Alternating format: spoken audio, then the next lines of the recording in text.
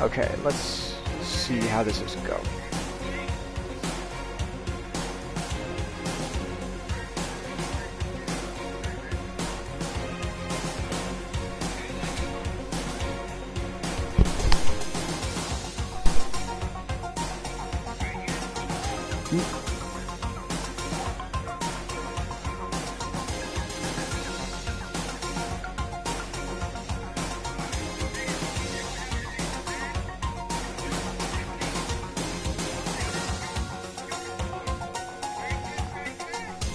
Okay, looks like we got something going now. Quality's good. Live show's excellent. Bitrate is hovering around 2300. Looks like we got something. Hey! Welcome, Mogo. Good to have you.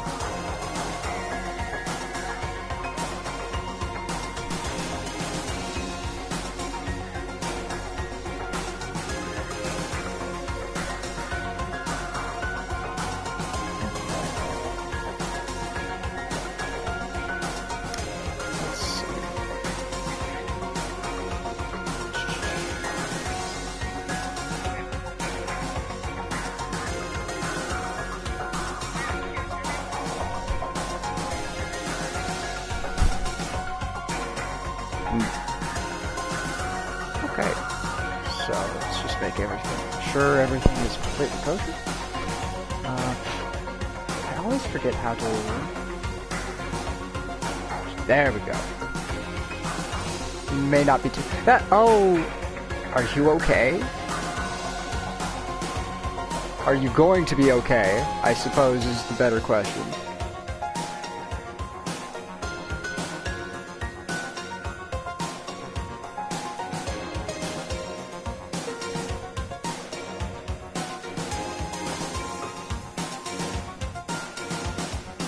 Well, don't do that.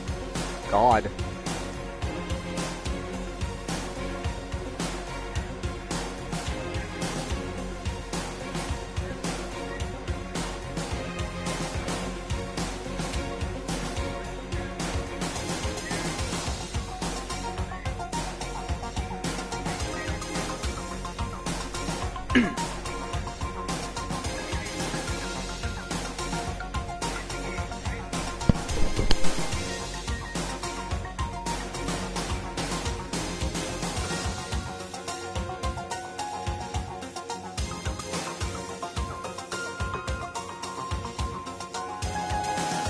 Alright, well, I guess we're ready to go ahead and do this.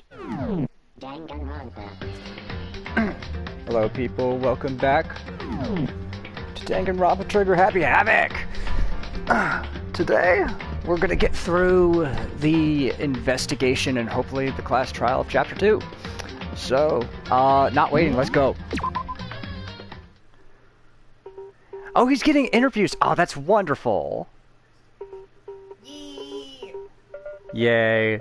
That's really good to hear. I'm really, really happy to hear that. Make sure to tell him that I wish him my best.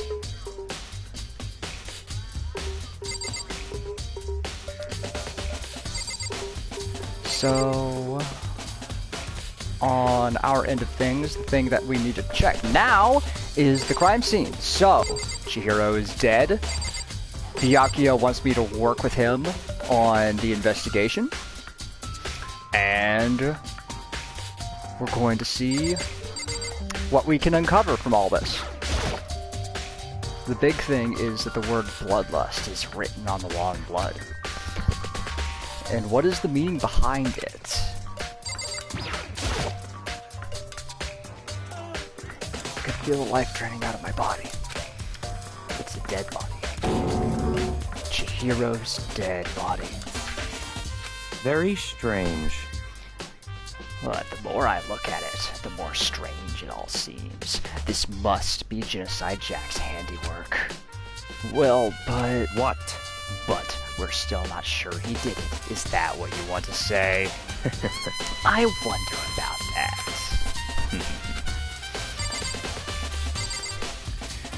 other people we can talk to. Sakura. I use this locker room all the time now. It's become the site of Chihiro's death. But why was she killed in the locker room? Actually, if you think about it, she could have been killed somewhere else than carried here. She was very light, that is true.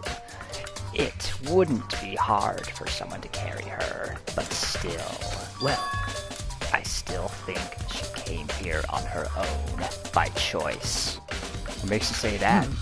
She'd been talking a lot about how she wanted to get stronger.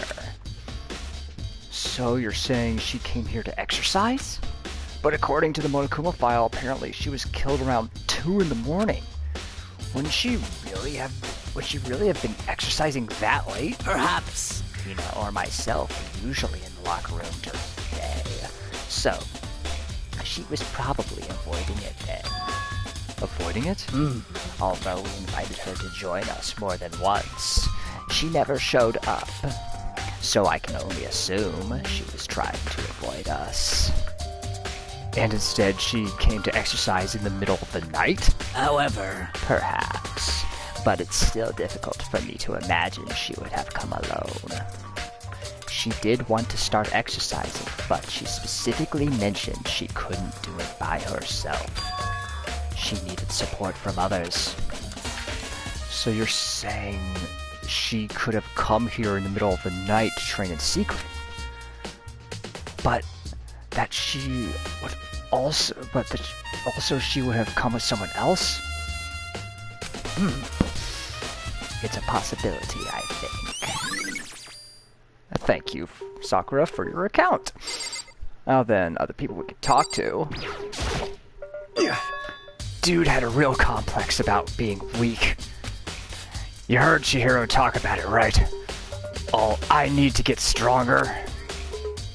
Yeah, I do remember she said that more than once. Sure did. Which, I guess explained the trip down here. But did she really need to get stronger that badly? You already mentioned it, but she was a girl after all. Most girls aren't all that strong. I don't know, man. I haven't really thought about that stuff. The cause of Chihiro's complex. I can't help wondering what it might be.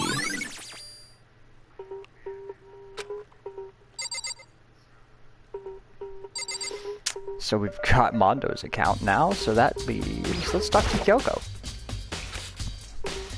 She took her time examining Chihiro's corpse. She poked and prodded, going over every inch of the lifeless body. You're a very strange woman, you know, being able to touch a dead body with absolutely no trouble. She seems to be concentrating pretty hard. It's like she can't even hear us. Meanwhile... Oh, I missed one thing. Or a couple things, actually. One! There's a fresh blood stain on the carpet. It must have been splattered with blood during the murder. Aw. And also, the poster's got some blood on it. It must have happened during the murder. Right. There's a dumbbell on the floor, and... This is a blood stain. There's a blood stain on the dumbbell. The Monokuma file said a blow to the head with a blunt object is what killed her. Does that mean this dumbbell was actually the murder weapon? That's right. I don't imagine it could have been anything else. It's a big-ass dumbbell.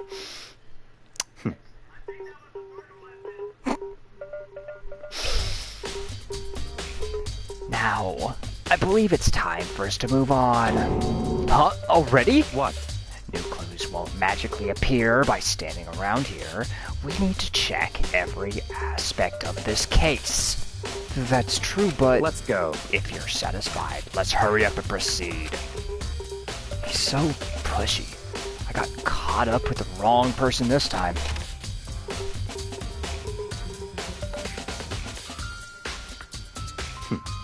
So, this is our next location. Huh? This place is related to the investigation? Figure it out for yourself. It's no fun if you don't, right?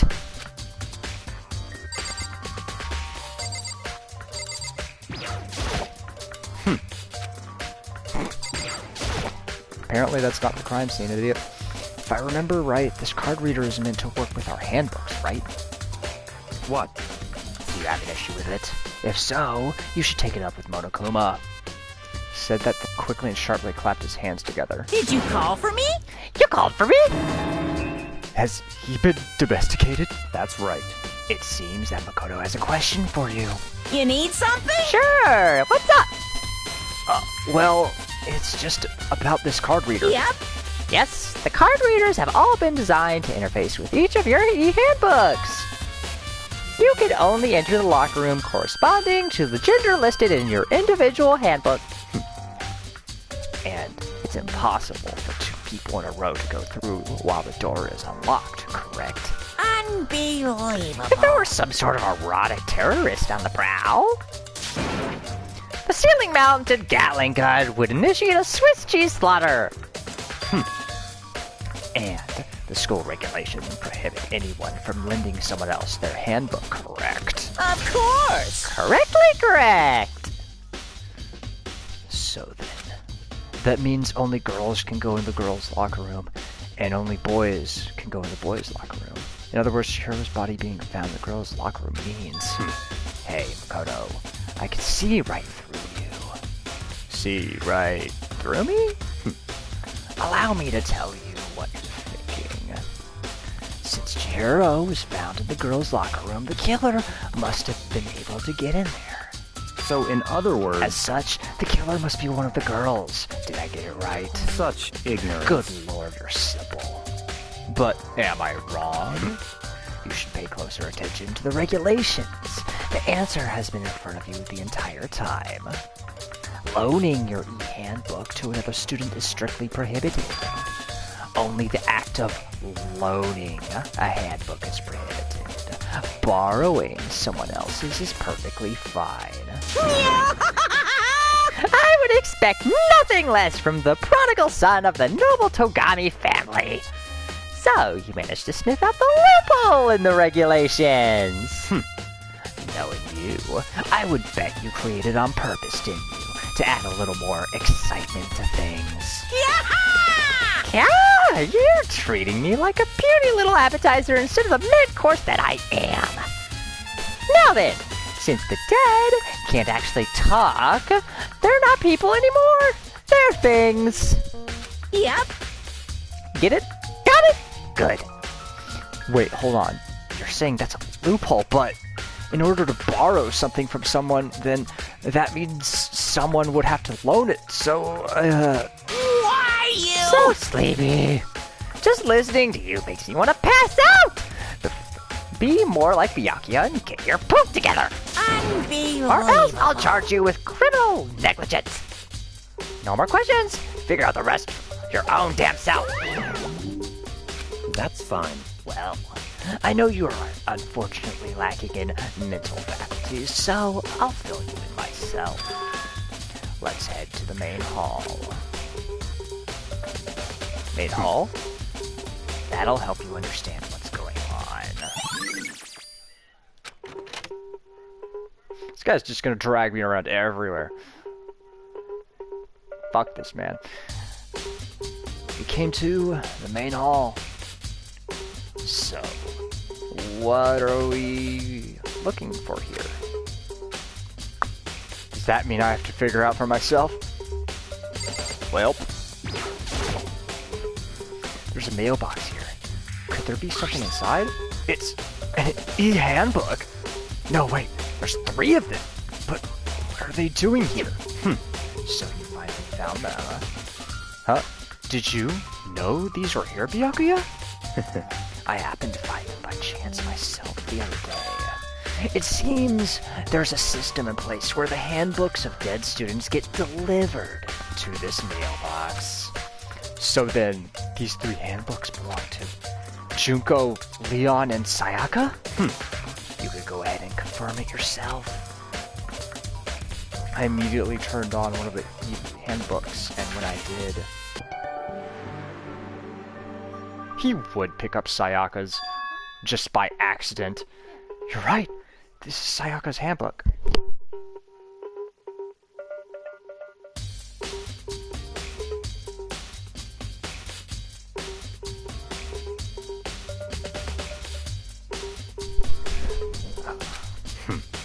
Now do you understand?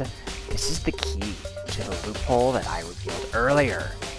Yeah, I feel like I'm starting to get it.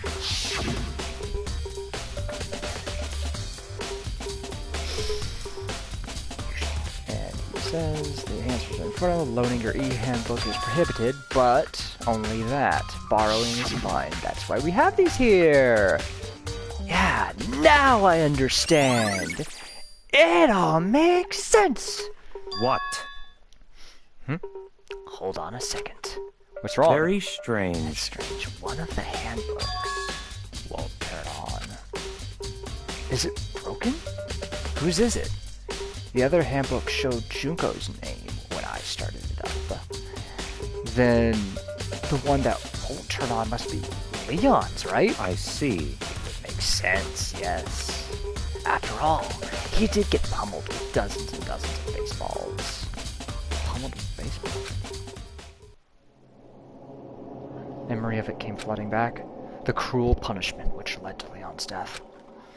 The execution that the mastermind concocted. A cruel, heartless death. You're right. It wouldn't be surprising for the handbook to break during that kind of assault. Damn it! Hey, hey! Hey, hey, hey, hey! Now Hey! What? That e-handbook is essential to student life here. Crucial and technical instrumental. A super big deal. There's no way it would break that easily. But it did. That's impossible! If I say it wouldn't break, it wouldn't frickin' break. It can withstand up to 10 tons of pressure, and it's waterproof up to 100 meters, okay? I don't care how many baseballs you hit it with, it wouldn't do crap. Oh, but even my amazing handbook does have one single weak point. It does? I can't hear But you! it's secret! I wouldn't want you to go breaking any more handbooks. What? Then Leon must have broken it somehow without realizing that what its weakness was, right? Hard to say. You know what I think? I think his handbook isn't actually broken. What? But you might ask, how could that be? Leaving the question hanging in the air, Monokuma disappeared. What just happened? Monokuma said it's not broken, but it's an undeniable fact that it's not turning on. That's fine. Well, I don't see any connection to the case, so it doesn't matter for now. You think so? Either way, something about it still bothers me. Okay then, this should be enough to get things rolling. Let's begin our investigation in earnest and track down the true culprit. Yeah, we need to find out who killed Chihiro. To be exact, Not quite. Huh? Not quite? there's one thing left I need to check, huh?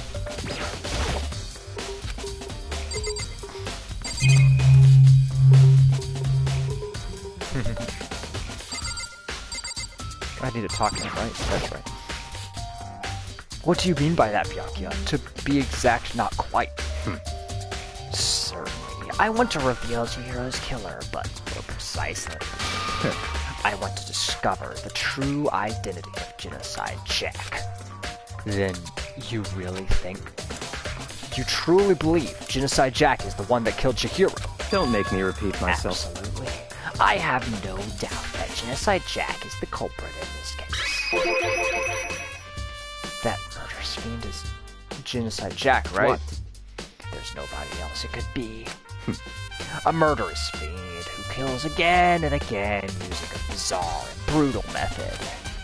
They're like a ghost, attacking suddenly, then slipping away before the police can catch up to them. And what nickname did the internet give to this mysterious serial killer? Genocide Jack. They say he's killed thousands of people, but that's gotta be an urban legend. Still, could one of us really be a demented psychotic killer like that? You're not wrong to wonder. But words mean little right now. I have something that will prove it, and I can show you.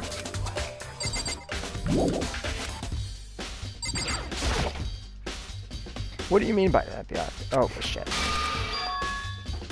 Okay, right. Skip. And I have a basis to believe that. Is there really proof? There's somewhere I'd like to take you. This will provide all the evidence you need. It's all clear now. Evidence that Genocide Jack is the one that killed Chihiro. Evidence. Does something like that really... Hey, you two! Big trouble! Need your help! I don't have time to play with you. We're busy. Leave us alone. But it's an emergency! Emergency! Come on, please! You gotta help me! Please! Serious emergency. Please, please! You gotta help me! Just calm down, okay, Hina? But it's an emergency! Emergency? What happened? Well... Something's wrong with Toko. She's acting super strange. Well, I mean, she was acting pretty strange earlier, right? What should we do, Byakuya? Very strange. Since it's Toko, I must admit, I'm intrigued. I suppose we can take a second to see what's going on with her. Are you sure? Don't make me repeat myself. Man says it. I didn't expect that. I thought for sure he'd just say no and that'd be the end of it. Yeah! Okay, come on, hurry! Wait for us, Hina! Let's go. It looks like she's headed for the dorms, to Toko's room most likely. You're right.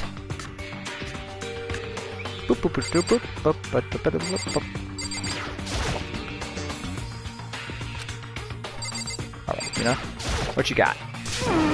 Guys are too slow! I think you're just too fast. So, what's this emergency? Well, after what happened in the girls' locker room, we left Toko in her room so she could lay down. After a while, we came back to check on her, see how she was doing, but when we did, it was weird.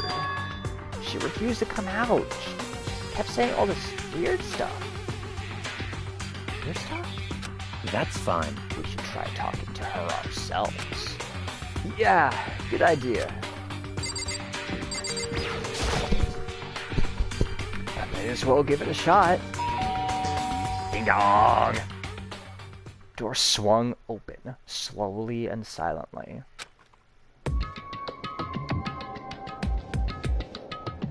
Wibble wobble, wibble wobble, wibble wobble. Holy crap! An aura of negativity flowed out from behind the door, forcing a gasp out of me. What? Oh, nothing. It's just that, Hina was really worried about you, holding yourself up in your room. Leave me alone. Yeah, sure thing. But, could you open up, just for a second? Won't allow it. Huh? I won't let Genocide Jack have control. And slam. Just like that, she slammed the door in my face. What was that? She's been acting like that the whole time. I rang a little while ago.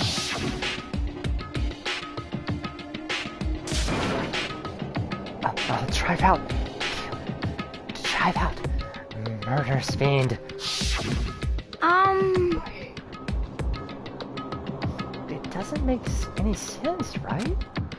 I was afraid to leave her in there alone, so I tried to bust down her door, but it felt like something was holding it shut on the other side. I couldn't even budge it. Toko was scared enough to bar her own door? Does she think the same thing as Byakuya? Does she think the serial killer Genocide Jack really murdered Chihiro? Is that why Toko's so scared? But... Whatever it is, I'm really worried about her. Isn't there anyone who might be able to persuade her? Gee! I wonder! Is there? Hey, buddy! Hey, Byakuya, you think you could ask her to come out of her room, I mean? That's fine. Sure. Whatever. Huh? Huh? You're gonna talk to her, Byakuya? Wow, I guess you can be nice when you want to. Byakuya stood in front of her door, not making a sound, and pressed the doorbell. Ding dong! After a few moments. What do you want? Leave me alone. You're all so annoying. Bacula! It's Byakuya. I'm sorry. I couldn't keep our promise.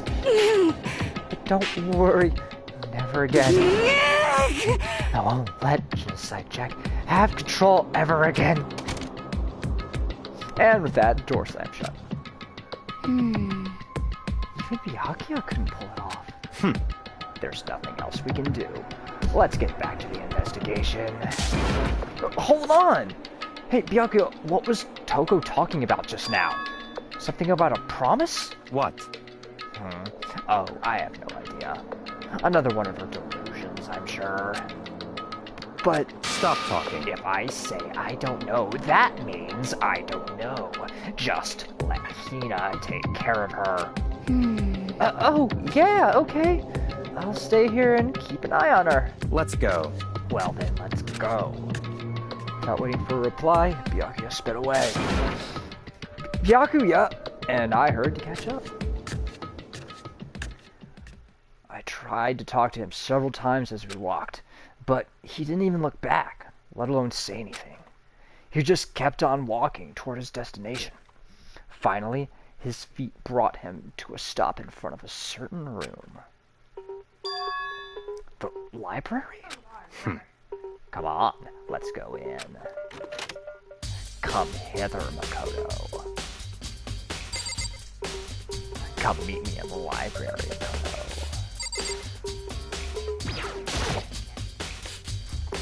Oh, is the evidence that proves it was Genocide Jack really in the library? Don't make me repeat myself. Don't make me say it again. There's nothing here, Makoto. It's just my dick. If I remember, on the other side of this door, it's the archive, right? Hurry up and go inside. Oh, here? Let's go. It'll all make sense once you're inside, Makoto. Goes in, door locks behind us. Oh, there's so many books and files. Click. So much dust, too. So, in other words, I would say there's enough value in this place to endure the dust.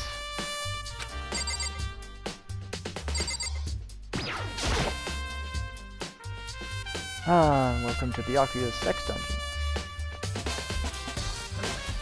Also known as the library archive. This shelf is stuffed with tight files. Without really thinking about it, I picked one at random. You have a sharp eye indeed to select that file. Huh? that's right. That's the report on a presidential assassination. The original is kept at the National Library. It won't be declassified for another 30 years. Are you sure you want to look at it now? There's no telling whose crosshairs you might wind up in for peeking at it. Without making a sound, I return the file to the shelf. I'm just going to nope that thing. So many files stuck on the shelf. What's in all of these? That's enough. Those documents are, dangerous. Dangerous? They detail all the people who control the world from behind the scenes. Dangerous truth for commoner. You mean like members of the Diet or something? No, I mean the ones with real power. The secret council controlling everything from the shadows. If you're ready to be disappeared for it, take a look. There are some very interesting people in there. You're just kidding, right? Am I? I'll just let it go for now. I think my Chelsea, I think my take on Byakuya has like changed entirely since like playing Ultra Despair Girls, because now, like, I only imagine, like, the end result screens of him and sexy Byakuya, so that may just become, like, permanent. Is Byakuya is now always sexy Byakuya. Toko's fantasy Byakuya. Yeah.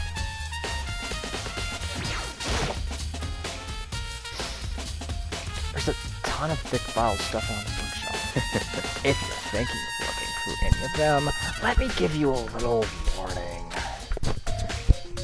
Those things are filled with graphic, disturbing photos from all kinds of crime scenes. It's the kind of thing any normal person wouldn't ever want to look at. Be careful. Huh? What do you mean? All those files, there are investigation reports related to different cold cases. Those are internal documents for police eyes only. They're not the kind of thing you'd expect to leak. Oh?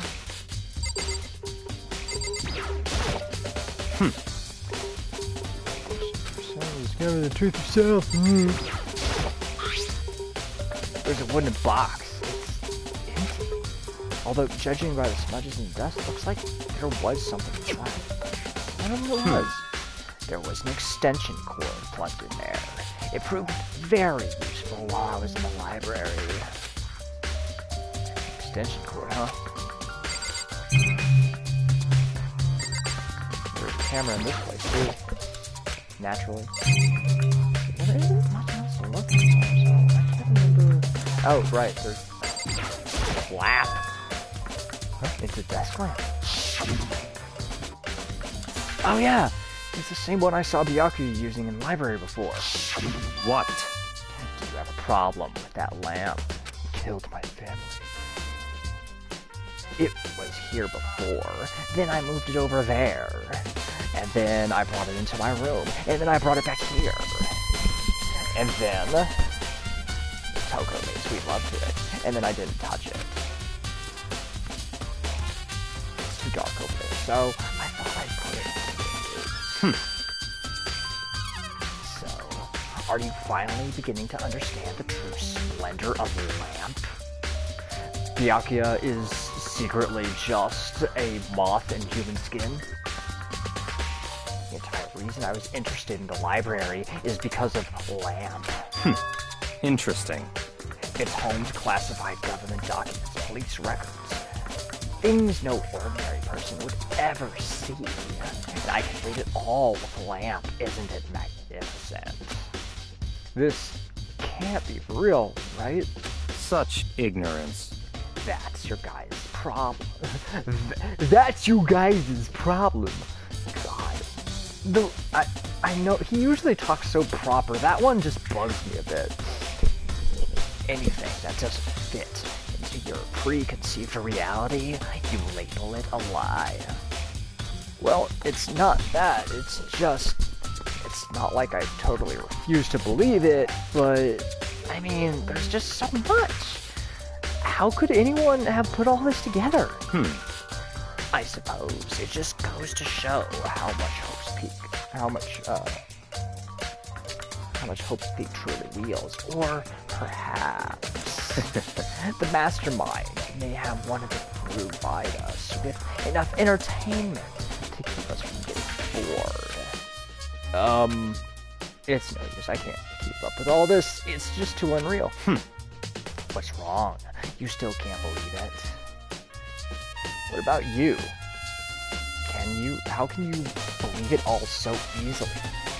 Things like that are usually impossible. What? What do you mean, usually? Usual, normal, ordinary, simple. Those things don't exist anywhere in the real world. If you don't understand what they actually represent, you don't understand the nature of anything. You don't pull your punches, do you? Besides, what you consider usual is based on your common sense, right? But what makes you think your own common sense applies to me at all? The documents gathered here are genuine. I have reviewed them multiple times, so there's no doubt. Hold on a second. You're saying you've read all these documents? And more than once?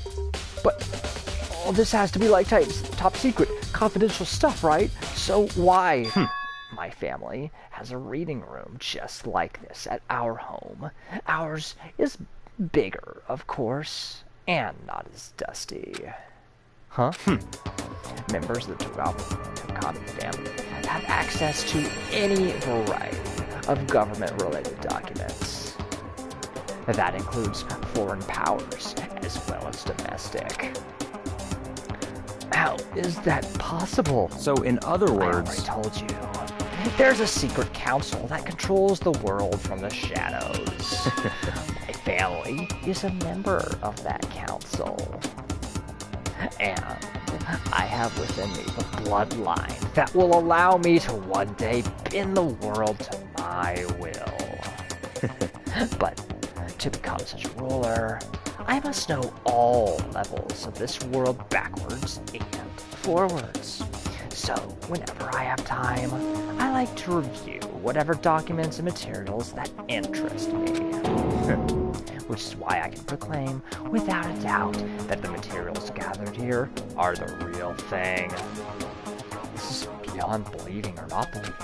Byakuya is actually starting to scare me more than the actual mastermind. And what always interested me most were the cold case police investigation reports.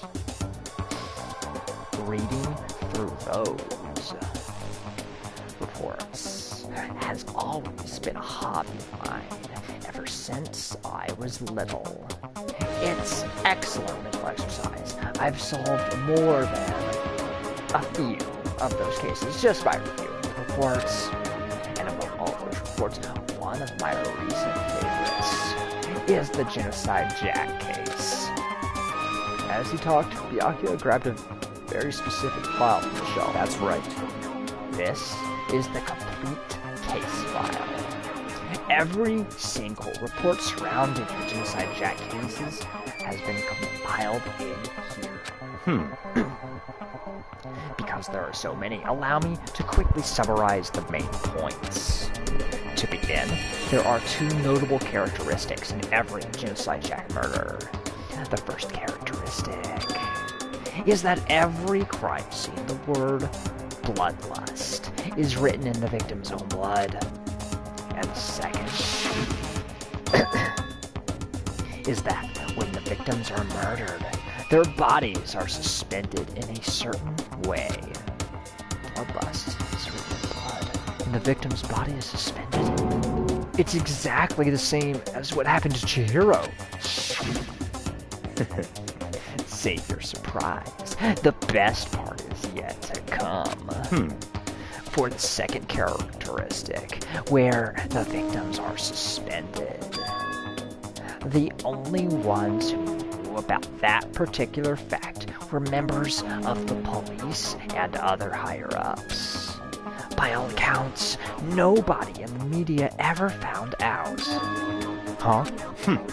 In other words, no one on the news, no one online, nobody knew about that aspect of each crime. Only key officials and the killer himself knew about this act of mounting the victim. You got to use the word mounting, buddy. Now, if you recall Chihiro's corpse, it was very mounted. Her body was most certainly mounted in that fashion. Still keep repeating that word today. So, how come the killer? How could the killer have known about suspending the victim? That's right. A different word altogether. That's the key question. But, in fact, the answer is quite simple. So, in other words, The culprit isn't a copycat killer. It's the real Genocide Jack. in other words, That's right. There is the evidence that Genocide Jack has hidden himself among the rest of us. Then Genocide Jack really is such a brutal, fiendish killer. Really is walking around among us. interesting. Things are really starting to get interesting, aren't they? I never imagined a killer with such a reputation would ever become part of our little game. Now, don't you think it would be good for you to take a look at what I've already seen? You might just manage to ferret out a clue or two. Such ignorance. If you get down on your knees and beg, I might even show you myself. Just beg on your knees in front of me, Makoto. Okay, so the one that we want to look at...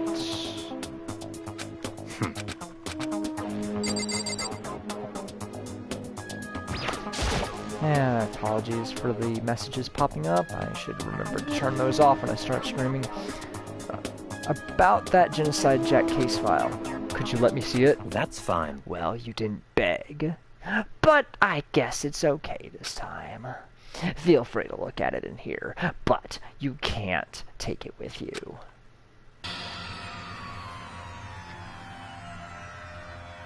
Byakuya handed me the file, and I flipped through it with tense, nervous fingers. Suddenly, my hand stopped. I had reached the page where the photos from the scene of each crime had been collected. The names of Genocide Jack's victims ran for several pages. Ken Harada, 32, Tetsuhiro Honda, 17, Shoji Gaku, 23, Kano Isai, 14, Takashi Yoshida, 30, Komatsu Taro, Takafumi Gono, Uchida Naohisa, Takashi Masamune, Yuto Yumajima. There was no internet. But one thing became perfectly clear as I read it. All the killer's countless victims were killed and suspended in exactly the same way. Aren't they? So let us take a hard look at this. The murder took place in the parking lot of the victim's apartment complex. For Ken Harada, the victim suffered multiple stab wounds across his body, believed to have been inflicted with the same scissors that were later used to attach the victim to the wall, as with the other cases. And see others as other cases. At the scene of the crime, the word bloodlust was written in the victim's blood. The scissors used in the murder were apparently custom made, with every pair left at each murder scene seeming to be of the same material and construction. Victims suffered multiple stab wounds across the body that we feel been inflicted with the same scissors that were used to attach the victim to the wall. At the scene of every murder, the word bloodlust was left in the victim's own blood. Now, take a look at the next page, and you'll find another interesting tidbit. The next page? God! Now it's just porn! All the crimes took place either on weekdays at night or during holidays, either day or night. The most common time for the killings to take place was on holidays in the afternoon. Based on these facts, it could be suggested that the suspect may be a student. Evidence suggests that the suspect lingered at the scene, but when they did leave, they were in panic. Because an eyewitness has never come forward, it's unlikely there was any external reason for this. This confused behavior suggests the suspect may potentially suffer from dissociative identity disorder. So, in other words, The key point here is that the culprit may well have a split personality. Split personality? Like the kind of thing you see on TV? So I'm part of another totally unbelievable story. But this one is way more unbelievable than anything else up until now. Or maybe it really isn't. I don't know. I feel like my mind has gone numb. let's go. Alright, we should get going soon. Huh? Where are we going? Anywhere but here. We finished our business here, haven't we? Wait, Byakuya! As usual, Byakuya turned and left without another word. I hurried out of the library to catch up. Well, this is where we part ways. I have some things I need to take care of before the class trial. Huh? Just all of a sudden like that? I don't have time to play Come with on, you. enough of your annoying misapprehensions. Did you really think we'd be together this whole time? Take responsibility for yourself and do something useful. Move the investigation forward on your own. Goodbye. And just like that, he was gone. Just as quickly as he asked me to join him, he cut me off. In the end, I felt like I was just some plaything getting tossed around. At the same time, I uncovered some really important clues thanks to him. Genocide Jack. He's the one that killed Chihiro. And that murderous fiend is one of us. But who is it? I have to find that out, no matter what it takes. And to do that, there's somewhere I have to go to investigate one more time. I have to go back to the crime scene, the girls' locker room. I should check the boys' locker room too. And the others might have come up with some info I might find useful while I'm at it. I need to find out everything I can.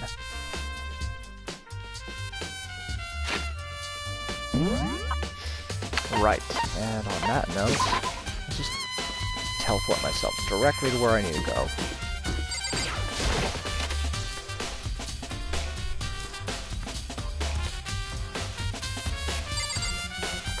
Hello there, Hifumi. Oops, I nearly clipped my cup. Da-da-da-da-da!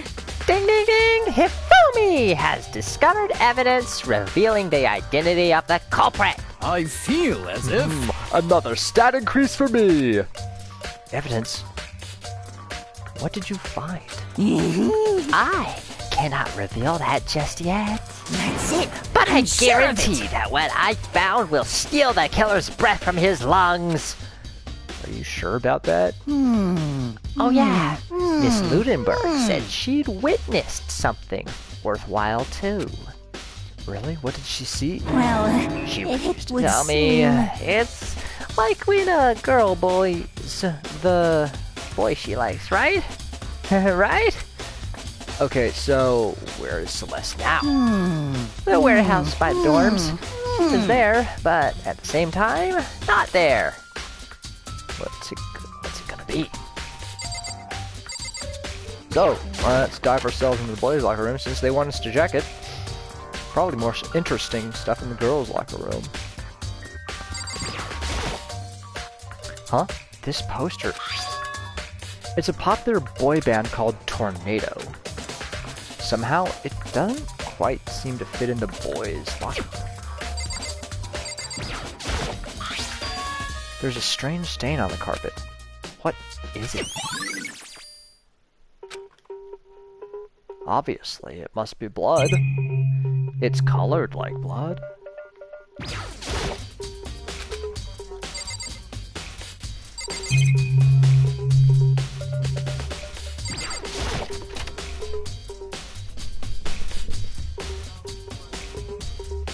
Oh shit, did I enter the pool by accident? Oh no! Leave! God forbid I don't need to be in places that don't require my attention.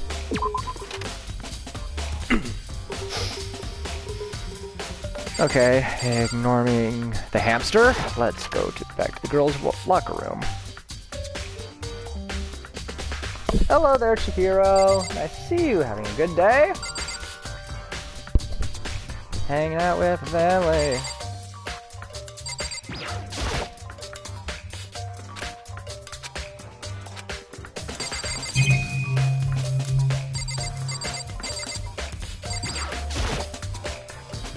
Hey, Kyoko, have you made any progress on your investigation? Indeed. Generally speaking. However, But I have to get going. I have something unrelated to take care of. Something besides the investigation? What is it? well, Nothing you need to worry about. Just concentrate on the murder. But so then, before I go, let me give you a piece of advice. You should examine Chihiro's body one more time. Thoroughly. Also, her handbook is missing. You might want to determine its whereabouts. goodbye. That's it. I'll be praying for your success. With that, Kyoko turned and left the girls' locker room. I guess I'll take another look at the body then. And Chihiro's handbook is missing? That's definitely worth worrying about.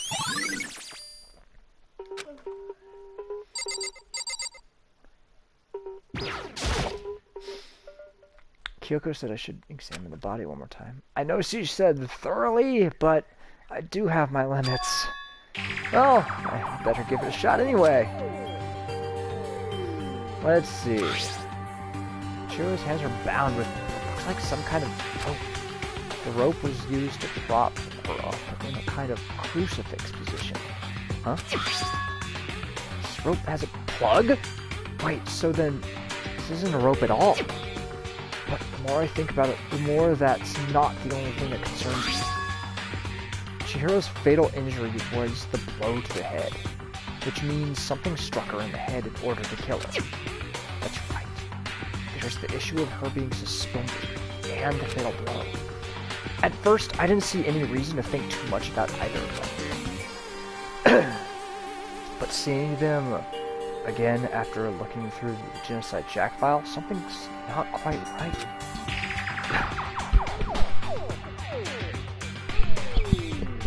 What does this all mean? Well, one thing most likely to tie all these mysteries together is the true nature of the rope that was used to suspend Chihiro. And to figure that out, there's a certain place I need to revisit and look over again. Plus, it might help to look at the Genocide Jack case file one more time. Yeah, we'll do that. Naturally. Do you have anything new to say? Death, no forgiveness! Yep.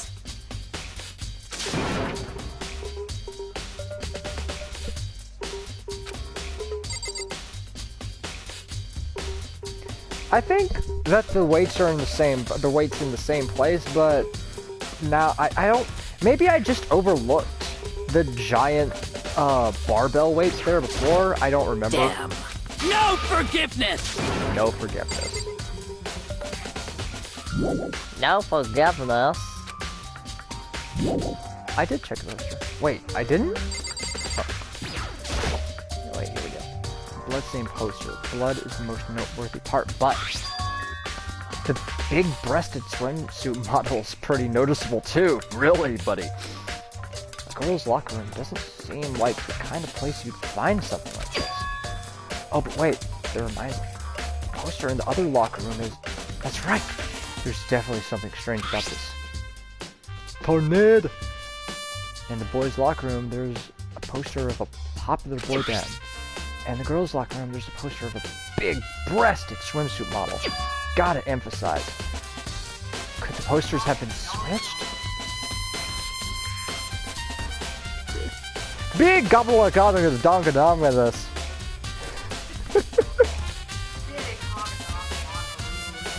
Big gonga wonga donga shinga bongadoos. But if they were here, why? What reason would anyone have? Maybe I should talk to someone who knows a little more about the locker room.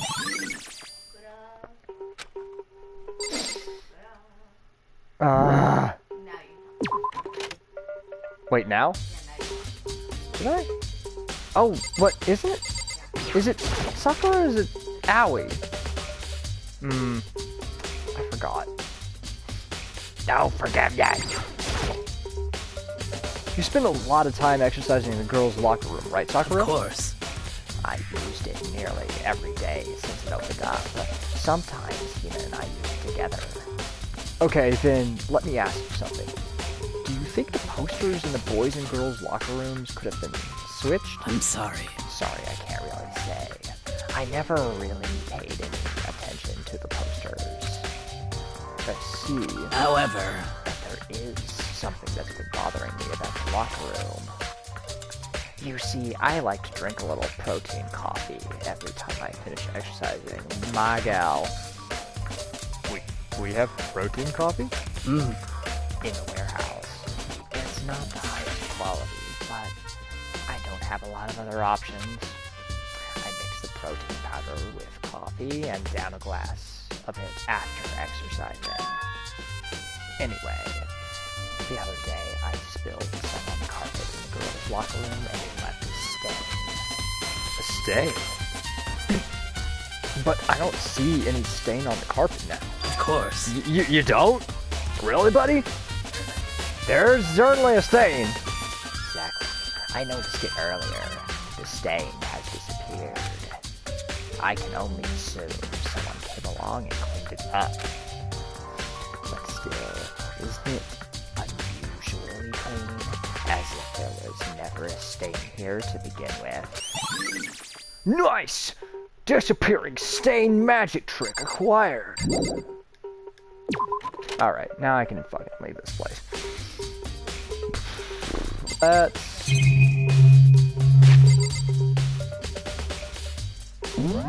Let's see, got them.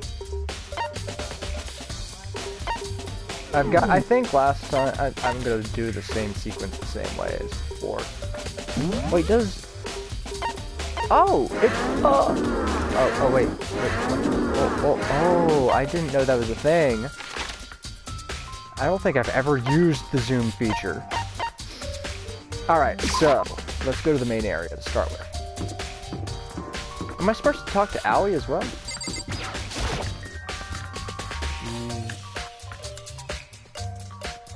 In here. Oh, Hina, how's Toko doing? Same as before. She won't come out and she just keeps on mumbling something about the inside jack. So I just left her there. You left her? My head was all swimmy and I was getting pretty hungry. Yeah! Oh, but don't worry, I'm gonna head back as soon as I'm done eating. Toko's not exactly pleasant, but I'm still worried about her. Speaking of which, what are you eating? Huh? A donut, of course! Of course? There are two things I'm sure God created. Outer space and donuts. Really? I bet your hero would have liked to eat more donuts. Maybe that was her one big regret. I should have tried to spend more time with her. Come to think of it, who did she spend time with? Well, Yeah, she was a little bit strange. Didn't really hang out with the girls much. It was like she was trying to keep her distance from us. Actually, Sakura said something similar. She said that even though you and her invited Chihiro to exercise with you, she always refused. yeah, totally. Yep, it's true. And it wasn't just us either. It was like she stayed away from all the girls. Was she just shy? I don't know. She talked to the boys all the time. Isn't it kind of weird to be shy around your own sex, but totally fine with the opposite sex? Oh wait, maybe she was used to guys spoiling her. The law says you can't judge a book by its cover, right? You think so? I never really saw her as that kind of girl.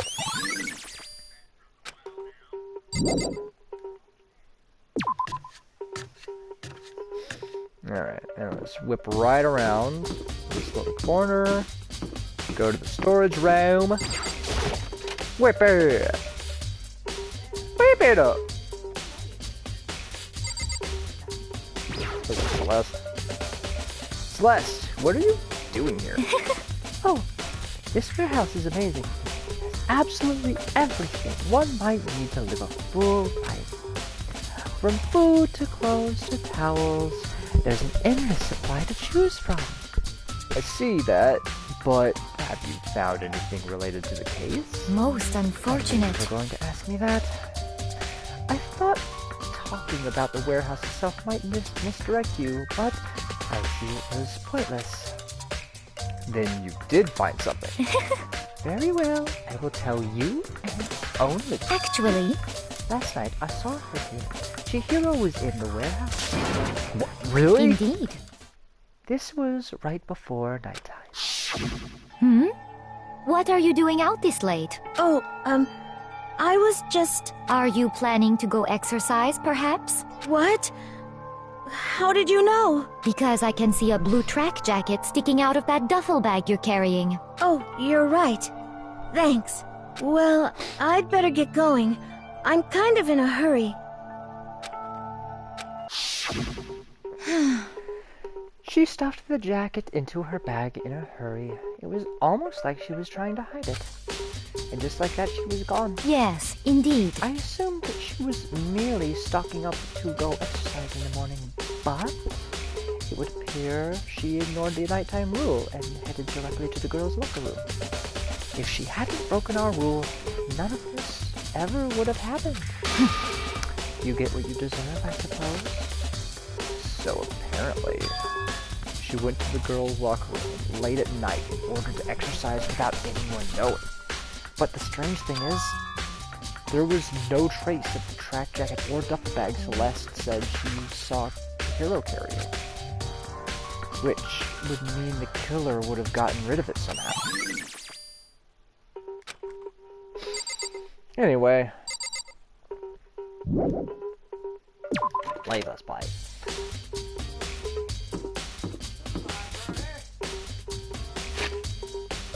Library!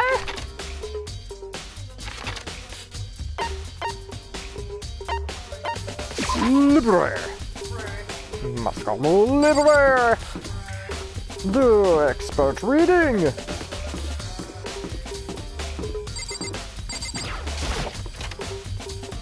Give me library.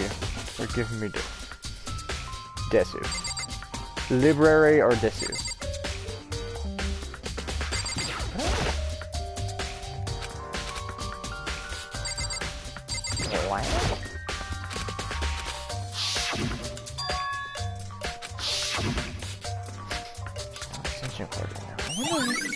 Haha! Got him! These nuts. Alright, so what we want to do.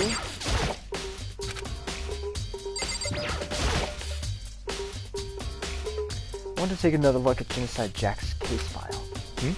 I know it was around here somewhere. It's gone! Did someone take it out of the archive?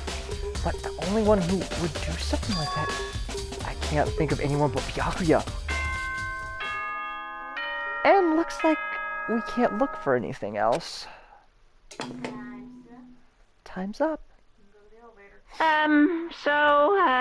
I'm getting tired of waiting. Shall we just plunge right in? Just plunge. It's the moment you've all been waiting for. The class trial! You remember where to meet, right? Please go through the red door on the first floor of the school. See you soon! It's time, it's time, it's time. It's about to begin, it's time, it's time. Time to go to the death door. Whee!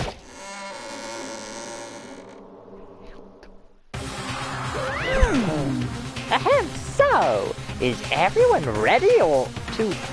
What? Am I blind or are we missing someone? Yo. Yeah, Togo's not here. Huh?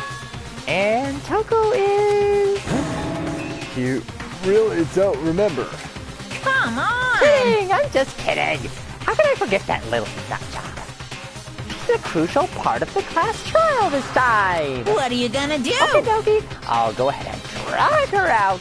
You're kicking and screaming. Just follow me, please. And just like he said, a few minutes later, he reappeared, dragging Toko behind him. Yeah! Told him I didn't want to, but he forced me. I can't believe you would drag a girl around. Yeah! Terrible! You're terrible! Whew, now, everyone's here, right? Okay then, hustle onto the elevator and let's get this show on the road!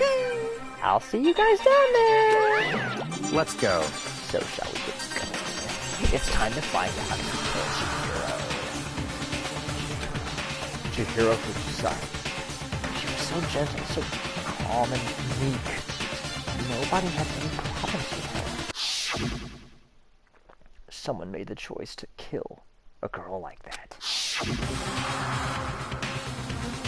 And that her is one of us. Someone standing right here. Okay, let's waste no time, no further ado, let's go straight to the elevator. It's true. Gives no more reply. One last I walked the elevator on shaky legs. With each step forward, I could feel my heart starting to race faster and faster. As soon as everyone was on, the elevator began to descend. I couldn't get a handle on my emotions. Couldn't stop speculating. The steel box sank with heavy, clunking sounds, deeper and deeper into the ground. And as we went deeper, the uneasiness in my heart grew bigger and bigger. The elevator was unaffected, however, and continued to descend without hesitation, until finally it came to a sudden stop. What do you think? I redecorated! Isn't it so fresh? Isn't it so exciting? Don't waste our time with stupid questions. Let's get this over with. Very Good! You're ready to go! Gotta say, I don't hate it. Not at all. well. Okay then, let's get that show on the road! Thrills, chills, Everyone, kills. please find your assigned seat! Thrills, chills, kills! And so, the curtain opened once again. A deadly judgment, a deadly deception, a deadly betrayal. A deadly riddle, a deadly defense, a deadly faith. A deadly class trial. Opens the game! Oh, did I run out? Oh, I guess. I ran out, so I'll just save over this one, I suppose. Looks like I ran out of rotations. Ah, well. I got my skills set. Something I did want to change out was that I kind of wanted...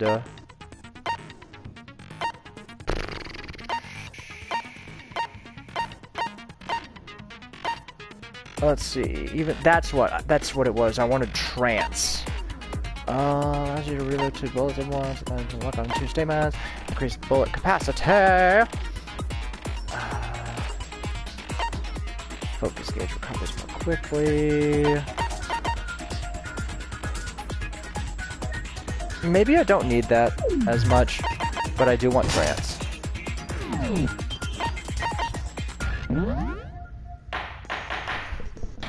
All rise! Let's begin with a basic explanation of the class trial. So, your votes will determine the results. Class trial. If you can figure out who done it, then only they will receive punishment. But if you pick the wrong one, Everybody dies. then I'll punish everyone besides the blackened, and the one that deceived everyone else will graduate. Okay, then. So, first off, let's talk about the murder weapon. What? First, we have to make clear what was used to deliver the fatal blow. This somehow requires a debate. Apparently. The dumbbell! Chihiro's fatal injury. It appears it was a head wound. Yes. According to the Monokuma file, the killer used a blunt instrument. But what kind of blunt instrument could it have been? You guys I bet it was were an at the iron crime pipe. scene, right? Interesting. Yasu! That certainly God, would make fucking, for a powerful I hate weapon. Hiro. I hate him so much. God damn it. I have an entire novel to get through of his stupid ass perspective. I'm not looking forward to it. Chihiro's Yeah, it's fatal in his injury. perspective. Let's not forget that appears Ultra it was a Despair head wound. Hagakure is According to the in Monokuma file, Hiro's the killer used what kind perspective. of blunt instrument? I bet it was an iron pipe. Shut up. No, that's wrong. You fucking goddamn branch head. Can we agree that the object that dealt the fatal blow was the dumbbell, found at the scene of the crime?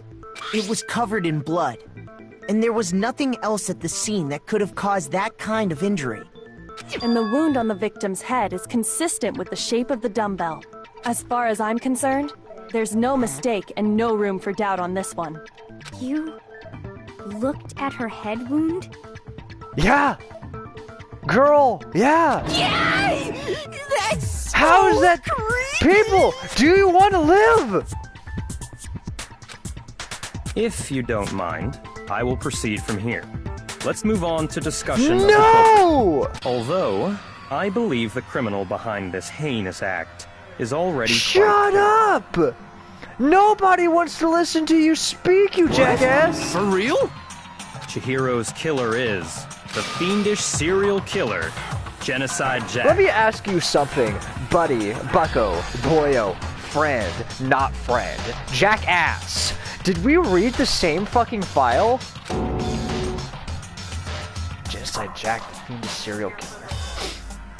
Did he really kill Chihiro? A new element has been added in the Unsolved Events. Would you like to know? We're talking about white noise. That basically means that annoyances will appear in places where I need to shoot, and I need to shoot them down first. Button is the silencer, and I'm gonna shoot down purple statements before I can shoot down the yellow statements. The culprit is Genocide Jack. I'm sure of it. And they give me Case extra closed, as far as I'm time. concerned. But that's impossible! Impossible. What makes it impossible? Well, I mean, come on! There's just no proof for it. Hey, so, speaking of Genocide Jack, I don't know who that is! Okay, so anyone would be convinced. Shows this was The culprit is Genocide Jack. I'm case closed. It can only be That's Genocide Jack. What makes it impossible? Well, I mean, there's just no Old proof man for it. Jenkins! No, No, Owie, you don't know what you're talking about. It is Genocide Jack for sure. I might know one reason he could be involved. What? I found this file Nani? while I was looking around the archive in the library. I guess it's some kind of confidential file the police put together about the Genocide Jack case. What? That's kind of weird as shit, isn't it? What was something like that doing in the library? The why of it is probably more trouble than it's worth. So let's forget about that for now. More importantly, it outlines all the specifics of every Genocide Jack case in exceeding detail. This is women. This is unacceptable. Unacceptable women. Unacceptable. Not agreed upon. According to the file, Not there appear to be two permissioned. defining Not characteristics in every permitted. Genocide Not Jack case. permittance. The first is that a bloody message is found written at the scene of every murder. Don't touch me. Women. I love you too. Oh, that's right. Boob lust. Boob lust. This is not. This is not boob lust. Stop. It's actually bloodlust. But more important is the other It's not as characteristic. fun, And it's Owie. something that has How never could you been made ruin the mood? Never made public? Obviously, this What is the a hell is it? trial for jokes.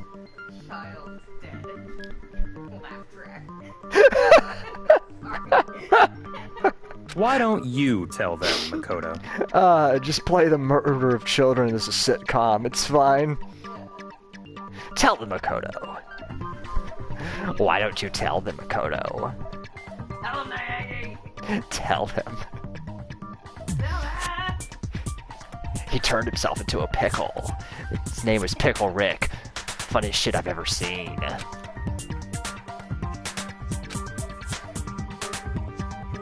If I'm not mistaken, it has to do with the positioning of the body.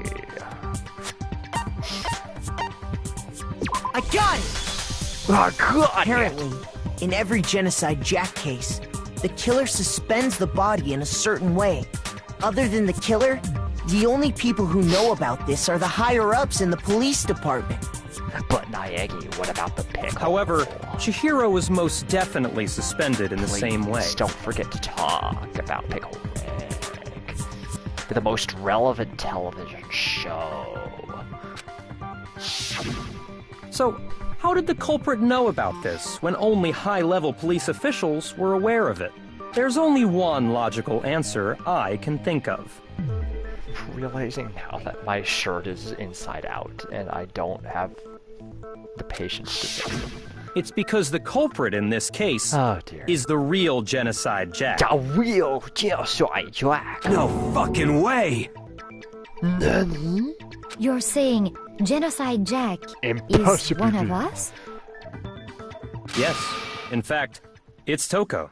What? Genocide Jack's true identity is Toko Fukawa. Ha! You lie! What? Hey, okay, wait, hold on a sec.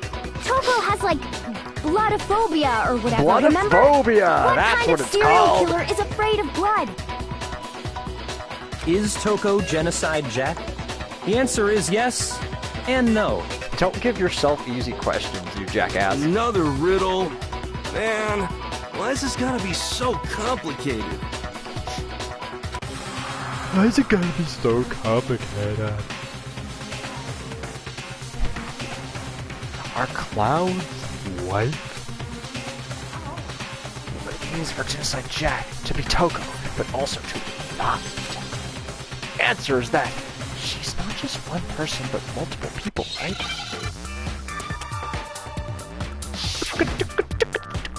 Now, if I recall correctly, the thing was,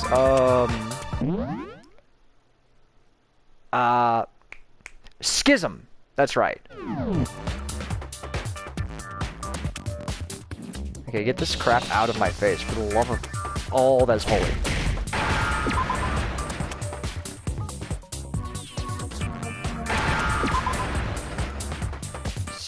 Schism! Was it with an S or a Z? It was a Z, right? Yes.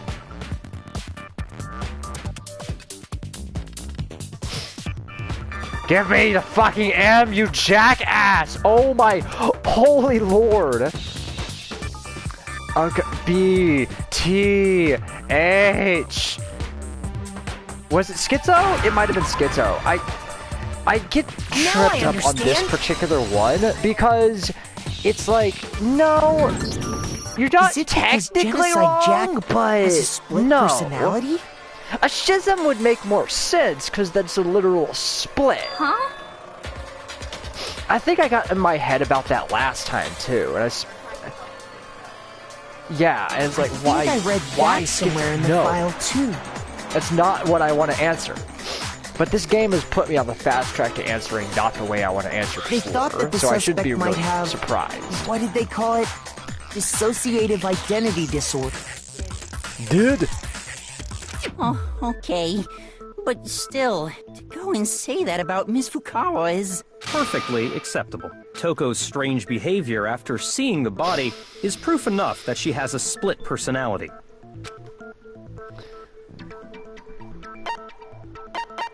I got it! You're talking about how she started acting totally different than usual, right? That's right.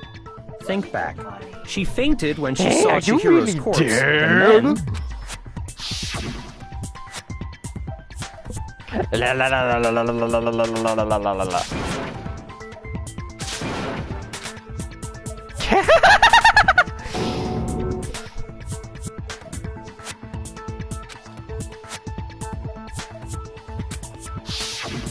She was acting funny, that's for sure.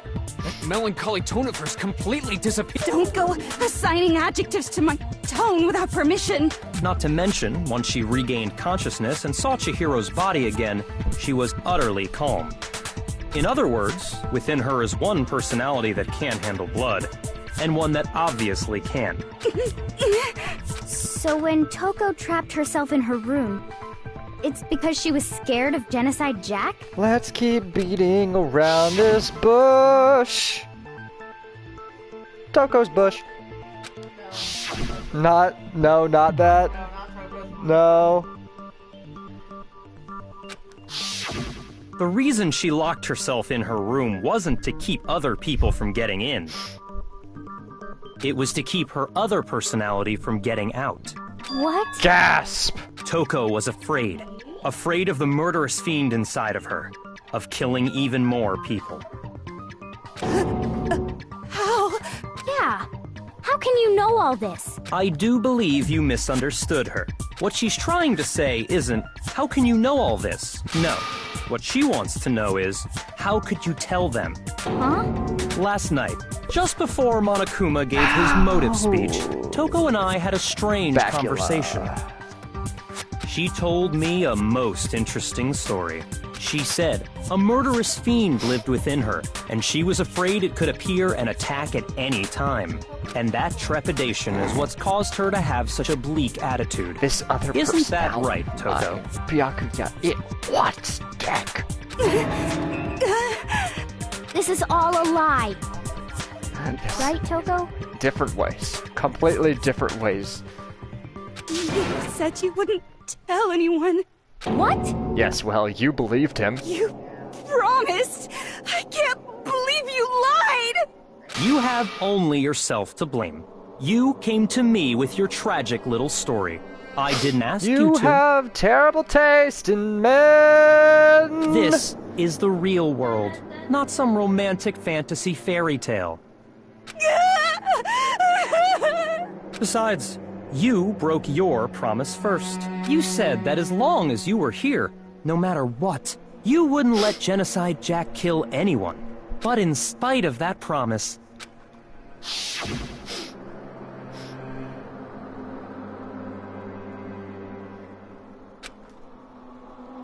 Never again. You said if I Never. kept my promise, you would go out with me. Woman, please. That's the only reason I promised. That's your own How many fucking times fault. do I have to tell you? I never said that. But you weren't able Toko's to do it. You just fantasy couldn't resist is that a rush you got from killing. Could you? I tried.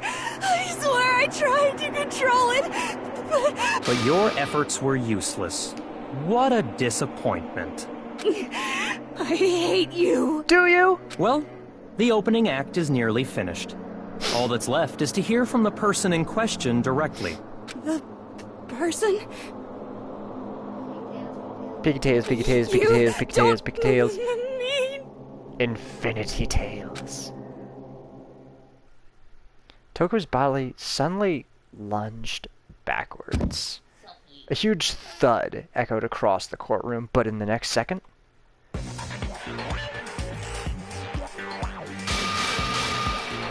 hello there! Is it me you were hoping to see? Is it me you're looking for?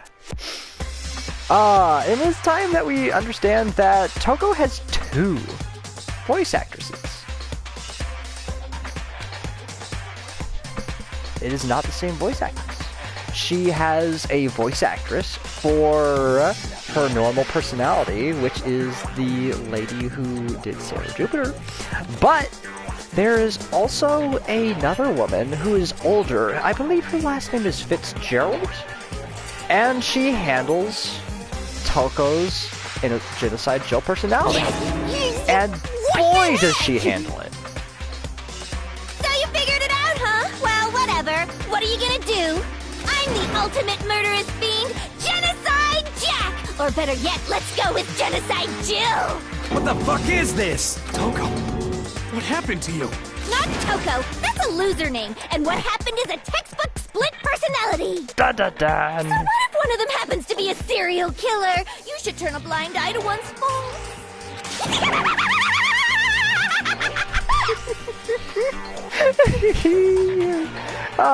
She's so intense. intense. So giddy. Like they say, sound in murderous mind, sound in murderous body! This one is so different from the one we've come to know.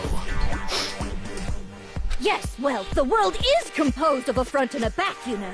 Just like how every inning has a top and a bottom, or how in the depths of every truth lives a little lie. Behind every dark and gloomy soul lives another that shines as bright as the sun! This is the murderous fiend Genocide Jack? This is beyond insane! Miss Jack, Jill, can I ask you a question? What's up? Some of us might be the mastermind behind our entire I like that situation. face so much. What are your thoughts on that? Jack is adorable. Well, I'll tell you, I am the mastermind of all masterminds! Just kidding! Then it's not true? Of course it's not true! How dare you try to link me to that creepazoid? And another thing, the police and government and society in the outside world are totally powerless! I mean, they just let this idiotic bloodthirsty maniac go buck wild all over town! Sure, I'm a bloodthirsty maniac, but life is pain, right? To live is to hurt other people. It's a necessary evil if you want to survive. The act of living itself causes pain for everyone. Just kidding again!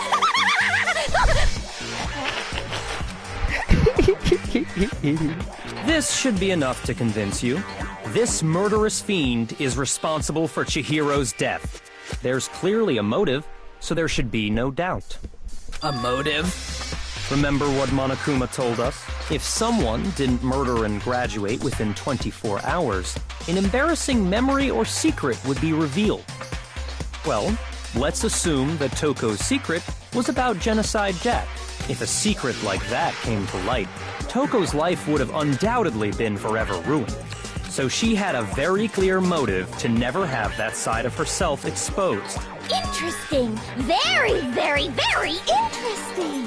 But sorry, as much as I hate to admit it, I'm not the culprit. Huh? But I cannot imagine anyone other than you could murder someone in such a bizarre fashion. Maybe so, but nevertheless, it's the truth. Do you really expect any of us to believe you? Yeah. I could never believe a word you say, you monster! Maybe she's totally right about that, but something still bothers me. She said, I need to get some more details about all this. Yes, let's hear her talk more, by all means. Boom, boom, boom, boom, boom. Sorry, but I didn't kill anyone! You say that, but do you really expect any of us to believe it? Perhaps if you had an alibi, that would change things. Oh, an alibi, huh? Now we're talking! When you compare your past murders to this incident, the modus operandi matches completely. What more proof do we need? Give it up. You killed her.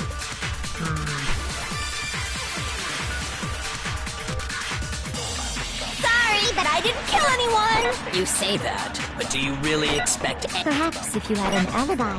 Oh, an alibi, huh? When you compare your past murders to this incident, the modus operandi matches completely. Boyo. No, that's wrong. I swear. Just come Are the on. methods of murder really exactly the same?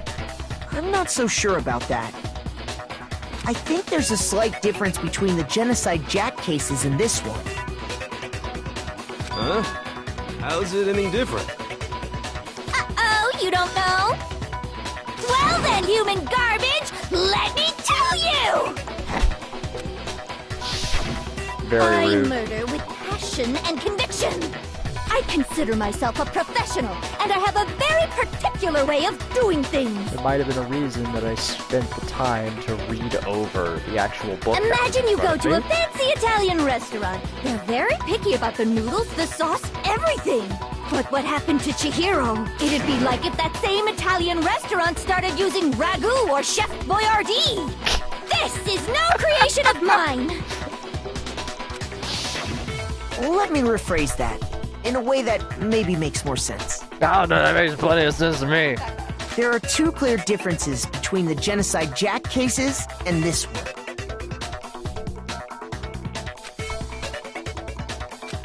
Next stomach, you'll see clearly the victims. I got it! For one, the cause of death is different. In the Genocide Jack murders, all the victims were killed the same way. According to the case file, they were all apparently killed with a pair of scissors. But Chihiro died from a blow to the head, right? Ah, yes. That is remarkably different from the other murders. Wouldn't it be strange for someone who kills the same way without fail to suddenly change their method? And there's more. One more conflicting detail. That's right!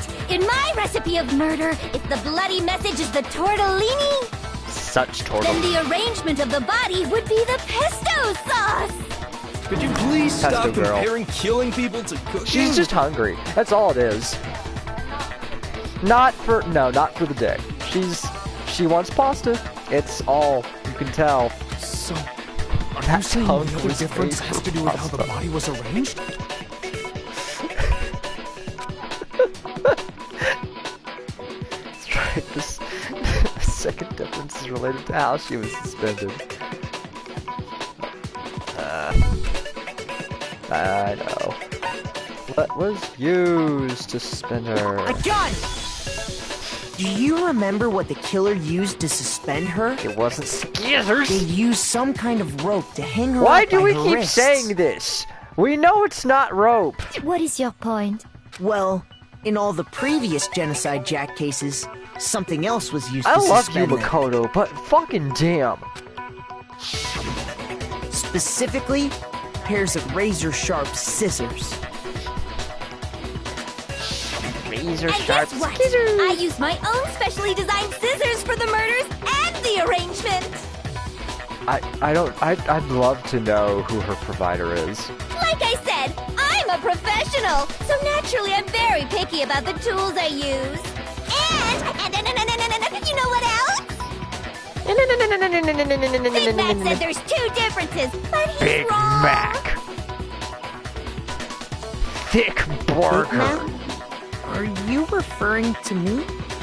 Listen up, Big Mac. There's actually Tiny- one more difference. Tiny boy, thick burger. Huh? My word, you really didn't notice? Take a look at who the victims were in each Genocide Jack case. There's a pattern there, just waiting to be discovered. A pattern? Figure that out, and it'll be plain as death why I couldn't have possibly killed that little lolly girl. Lolly, lolly, lolly.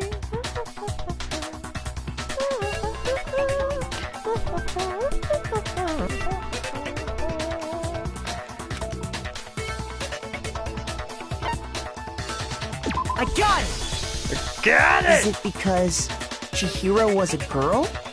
Bingo! Bullseye! Right on the money! What are you talking about? In all the Genocide Jack cases, all the victims had something in common.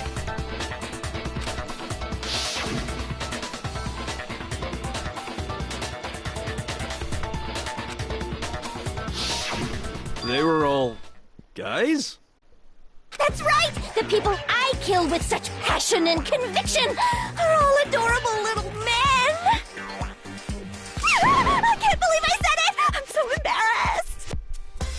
The hell is wrong with you? I can't help it! I'm just a full-throttle boy-on-boy fangirl, and the mopey side of me just hates it. But now I'm on the fast track to becoming a full-fledged fan madam! So, since Chihiro was a girl and not an adorable little man, you wouldn't kill her? Would an Italian chef suddenly start making ramen You just because they're really both want some noodles? Italian Don't food. be stupid. I have too much Take this passion and bitch to the conviction to Olive cross that Garden. line. That's the absolute reality of the one and only. We get it. You've clearly explained your hobby and your philosophy. But that's not all there is to it. It's a different matter entirely when you're forced to kill in order to survive. Quiet, lowly cur! Lowly? Cur? Get wrecked. I would never kill for a reason as petty as mere survival. And if by some fluke I did kill to survive, why would I bother with the message and arrangement? It'd make me the obvious suspect! That does make some amount of sense. Just some. Whatever reason I have for killing, I would never leave out my prized scissors! Who would go out of their way to use a big, stupid, heavy dumbbell? Maybe you used the dumbbell because you couldn't find any scissors in the school? Any scissors? I don't just use any scissors. I only use my own set of high-class envy of the entire world scissors! Okay, whatever. There still aren't any in the school. They just poke. Are you sure about that? Da-da-da-da! She's fully equipped! Yeah, girl. That's right! So I can kill anywhere, anytime! Could I? Oh, you bet. Why would I resort to dumbbells or rope when I have my trusty scissors by my side? Go ahead, tell me I'm wrong! You can't, can you, gutter dogs, all of you! Not to mention, I have no clue how to tie a big good JoJo knot. energy. So rope's totally out of the question anyway. Big JoJo. Check, check. Swallowing own lip. I have no idea what's going on anymore. Could such a heinous villain White really stash. be innocent? But the body really was suspended, right? And nobody but the police knew about that. Yeah. That's why we figured it had to be the real deal and not some copycat killer or whatever. Actually, hold on. There is one person. One person who could have copied Genocide Jack's cases. So next someone... Byakuya.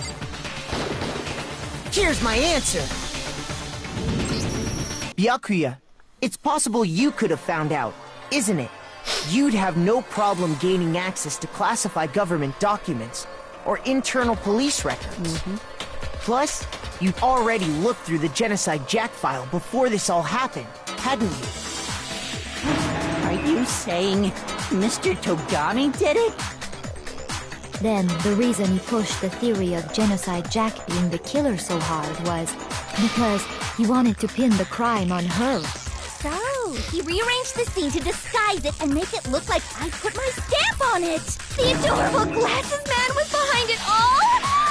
Oh, I'm on fire!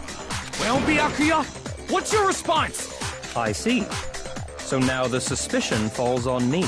Then I must ask, when would you say I began acting suspicious? Surely you must have an answer. Looking back and thinking about it now, the way you were acting right before we discovered the body was a little strange.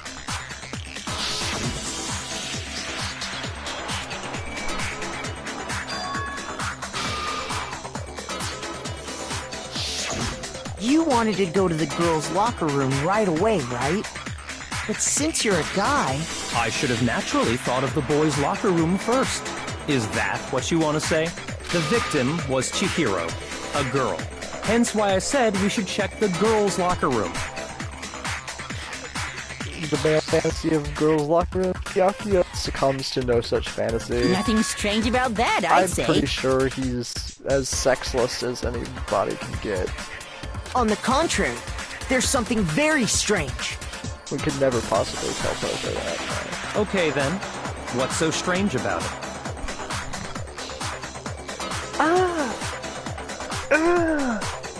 Go ahead, share with the rest of the class. Incredible! You get an A ranking for this chapter.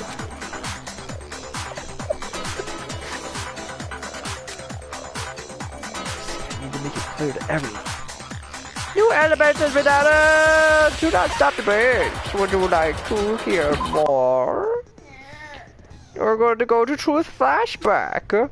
If you aim at a weak spot and hold down the triangle, then you get a new truth bullet. New truth bullet. I know how this works. Now, let's see. so they gave me Kuma file number 2, but I don't need that. They specifically... Oh my god, Toko's got her face going. So, you said Byakuya was acting kind of weird before we found the body. But he was acting weird... Jack Toko's the best. If you're presented with the opportunity to check out the girls' locker room, you absolutely take it. That's a natural reaction for any Put her guy. back on screen, please. The victim was Chihiro, who was a girl. So, of course, I would suggest we check the girls' locker room first. There was no time for pointless distractions. What's so strange about that? What is so strange? I wish you'd taken me with you.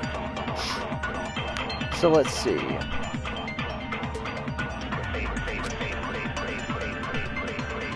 that's how he could have known before he did.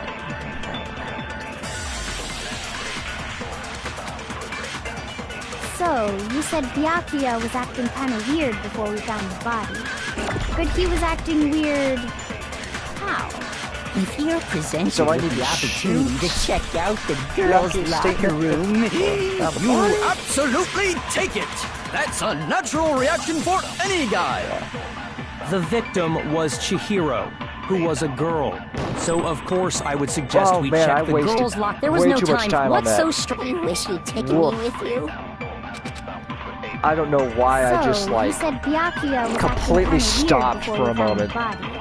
But he was acting weird. Everything slowed down, and while my mind was slowed down, the rest of the world sped up. You absolutely take Christ. it! That's a natural reaction! The Shut victim up, was Hibumi. Also, No, you it's shut wrong. up.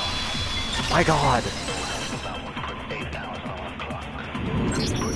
I'll tell you what's so strange about that, because up until we actually discovered the body, we couldn't have known who the victim was. So your claim that you went to the girls' locker room first because Chihiro was the victim doesn't hold up. I see. That's a good answer, I must admit. Interesting. Very interesting indeed. But your reasoning is still too weak.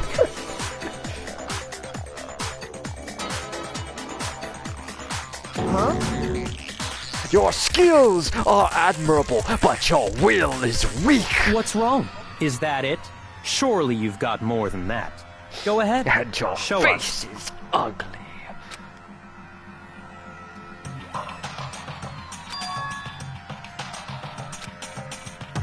Part of this acting like it has nothing to do What's the matter? You're not finished already, are you? There must be more to it. Buddha, Buddha, Buddha, Buddha, Buddha. There is. I think. There is more to it. Think about it. We just talked about the differences between this case and past Genocide Jack incidents. The proof you're looking for is hidden in there. Oh? Proof that I'm the culprit, you mean? Not going to say anything about that. What could it be?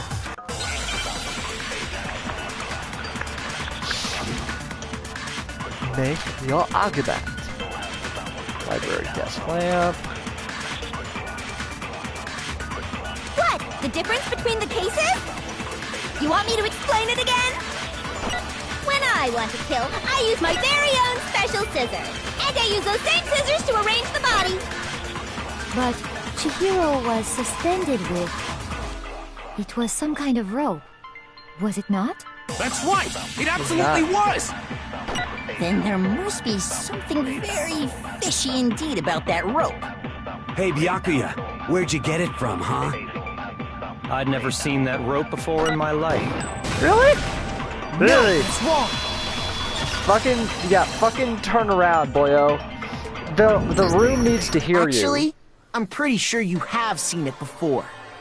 Because, you see, that rope, or should I say, that extension cord? Gas! What? An extension cord? Extension cord! Byakuya, you've used the extension cord in the library more than once, haven't you? And the same extension cord that was in the library all this time? Must use lamp. Mothman Desire. Went missing after the murder. Yes. He is just Moth, desperate need lamp.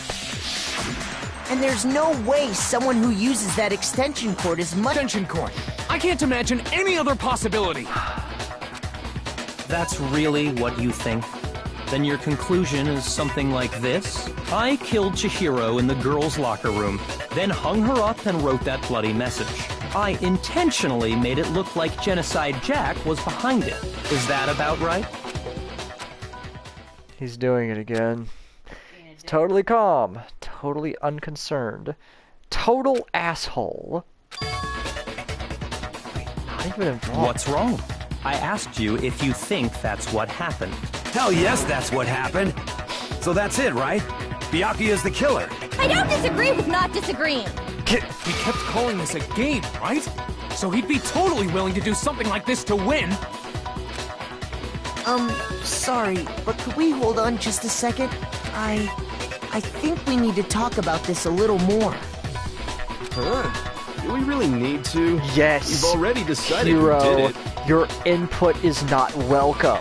I know, but still, there's something that's still bothering me. Is that right? And what, pray tell, is still bothering you? I killed her in the girls' locker room, then disguised my Specifically, crime. the one looping clip of Homer's scream as he's about to be hit by the car, just over and over again. Specifically, I dressed it up to make it look like it was the work of a homicidal psychopath. What about all that bothers you? So that's not right. Chihiro's body was definitely found in the girls' locker room, but does that mean... Can I really just accept what Byakuya said as the truth? I think so. There's definitely something off about this. I got it! You say you killed Chihiro in the girls' locker room, right? But are you sure about that? Isn't it possible that the murder took place somewhere else? How disappointing. What kind of question is that? Even in the world of disappointments, this is a true letdown. It's as dramatic as possible with this. This is so my character. It's so absurd that it's not even worth my time. She was found dead in the girls' locker room. There is absolutely no question about that. How could the scene of the crime have been anywhere else? Well, I think it's entirely possible that she was killed somewhere else, then carried there later, along with the rest of the murder scene. The rest of the murder scene? Yes. Byakuya. Oh my god. Progeny, sir. That was awfully specific. Please tell me you have a reason for saying all of that. Like, I know why and everything, I but believe fuck I of do. sake. Did I just take you off guard? When the story suddenly moved to the crime scene, Byakuya, who'd been so confident up till now. Maybe Byakuya never even realized the actual scene of the crime could have been somewhere else. Hey! Don't just move on without permission! What do you mean she was killed somewhere else? Come on, Makoto. If there's any chance the murder took place somewhere else, let's see the proof. Evidence that shows the murder took place somewhere else. Something that was switched between the boys' and girls' locker room. I believe we need the posters. I got it! Big The proof that she was breasted killed woman. somewhere else is the poster that's hanging in each Big locker room. Saurus. Your proof is some posters? The poster in the girls' locker room Is was the scientific name for giant whammon. a picture of a big-boobed supermodel. God damn it, Don't Makoto! you think that's kind of strange? Say it properly, sir. Big boob supermodel! Why would the girls' locker room have a poster like that? Why can't we just say supermodel? I know, I get it, I really do, but I fuck bet of those the massive sake. jugs of hers were totally fake! Meanwhile, the boys' locker room had No comment on that. a poster of the super popular boy band Tornado. It's like we're super popular tornado with 5 massive dongas. Again, that doesn't really seem to belong in a boys' locker room. So you're saying There's that some maybe things the that we posters don't were need switched? full attention on. There's no real point. And there's one other thing I noticed about the locker rooms. It's not relevant to the case. Even if it's an adjective that describes the poster. You could say swimsuit You know what model. I'm talking about, right, Sakura? You're referring to my protein coffee, aren't you? Coffee. Protein coffee? I've never heard of such a thing. While I was in the girls' locker room earlier, I spilled some protein coffee on the carpet. Protein. Yeah, they're right. It does. I'm so ready for But I Risco to start noticed back that up. after the murder, the stain had been totally scrubbed away. It's not the stain had been scrubbed away. It was moved.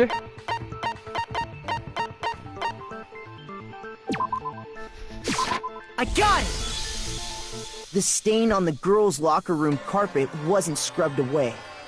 In fact, I found it on the boys' locker room carpet. That's definitely the stain from my protein coffee. I'd recognize that stain anywhere. Then, does that mean that the carpets were switched too? It wasn't there for weeks, huh?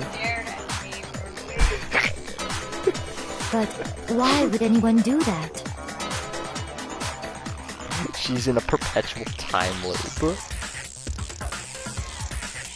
Straight up stim pack. To move the murder scene from one locker room to the other.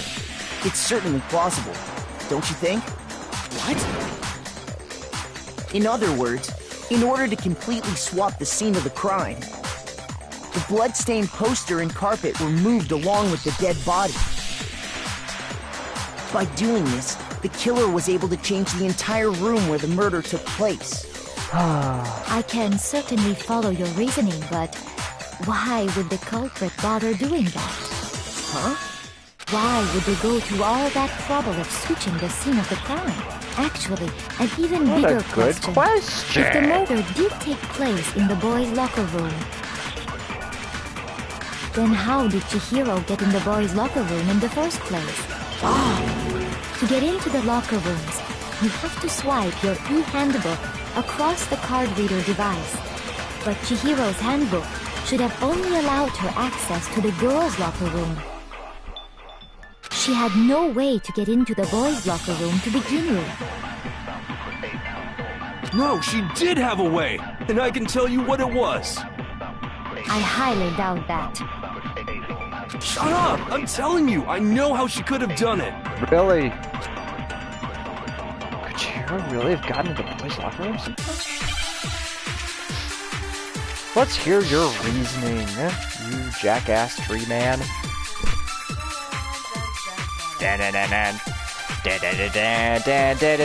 Is it really possible? Could Chihiro really have gotten into the boys' locker room somehow? Ah! I got it! She must have hacked her e-handbook! Nope. She was the ultimate programmer, after all. I'm sure that would have been no problem for her. No, I don't think that's it. She used the thing that was in the main hall. Oh? What thing? I'm talking about Leon's handbook, of course. Can't. No, that's wrong. Leon's handbook. At least he did some investigating. I don't think Chihiro used Leon's handbook. Why not? Because Leon's handbook was broken. Oh. Well, then, yeah, I guess that'd be pretty impossible, huh? You need to put up some I am defense, struck son. silent by how quickly you gave up. Plus, isn't there a regulation against using someone else's handbook? Actually, the rule states that loaning your handbook is prohibited. It says nothing about... In other words, you could borrow a dead person's handbook all you want, and you'd be safe. Yup. Hit the nail square on the noggin. Of course, if it were broken, that wouldn't make any sense anyway. So then, she must have hacked hers, like I said. She used her ultimate programmer skills and... Psst! You can't fix an e-handbook. The instant you open one up, a security buzzer starts blaring. So, if she didn't use Leon's handbook, and she didn't modify her own handbook... Maybe Mr. Naegi's initial assumption is just wrong? It seems like there's Maybe. no way she could have got into the boys' locker room. So I guess so. Okay then, I vote for Byakuya. Oh, I heard him, Draco. I did. I was very shocked that I wasn't able to start searching for that thing before the class trial started. I thought that something had gone wrong. Hold on a second. I agree with you, though. I think you're on the right track. What the? You finally decide to open your mouth and that's what you've got to say? There's no way she could get in the boys' locker room, right? So... Why are you so sure she couldn't get in? There's still one other way she could have gained access. What? What are you talking about? What other way is there? Well, to explain that, why don't we take a little break from the trial? I'd like you all to come see something. Wait. Just what do you think you're doing? Don't worry. This'll make the whole trial more exciting. I'm sure that thought must please you. Huh? It'll make things more exciting? Well, all right then. I declare an official class trial recess. You're too easy, kid. For real? Now then, what is it you want to show us? It better not be boring or I'll be very unhappy. Will you know? Oh, I have no doubt it'll meet your lofty expectations. So, shall we go? Before I even knew what was happening, the class trial had been put on hold. Headed off with Kyoko in the lead. And where she took us was... The girls' locker room? We've already searched this place top to bottom! What are you trying to pull, Missy? I'd like you to examine the victim's body one more time. Check it again? Be sure to examine the entire body very carefully. Take your time. Examine her carefully? Like using our hands? No way! It's probably best if I don't run my hands all over a girl's dead body. Rub. It's not that I'm creeped out or anything, it's just... based on religious grounds, you know? Very well. I'll do it. Get it, Sakura. But you're a girl. You shouldn't have to touch a dead body. Just let one of the boys do it. No, it's okay. I think Chihiro would rather have a girl examine her. So just leave this to me. Sakura. What is this? Some kind of secret girl-on-girl action? Is that what you two are about? Damn it. That's not it at all. Stop screwing around. Okay. You and your adorable Here face. I go. I'm sorry, Chihiro. Please excuse the intrusion. Be sure to check her entire body, and I believe we will solve this particular mystery. Her entire body? I know you say that, but... Pat. What? It's time for a pat down. Is...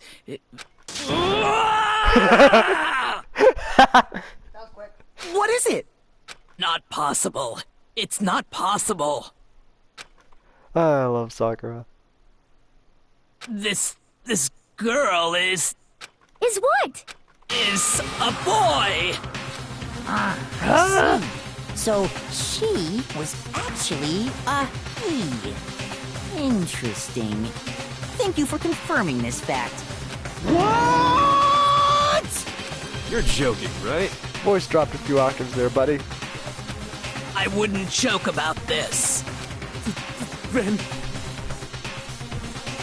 it's really true?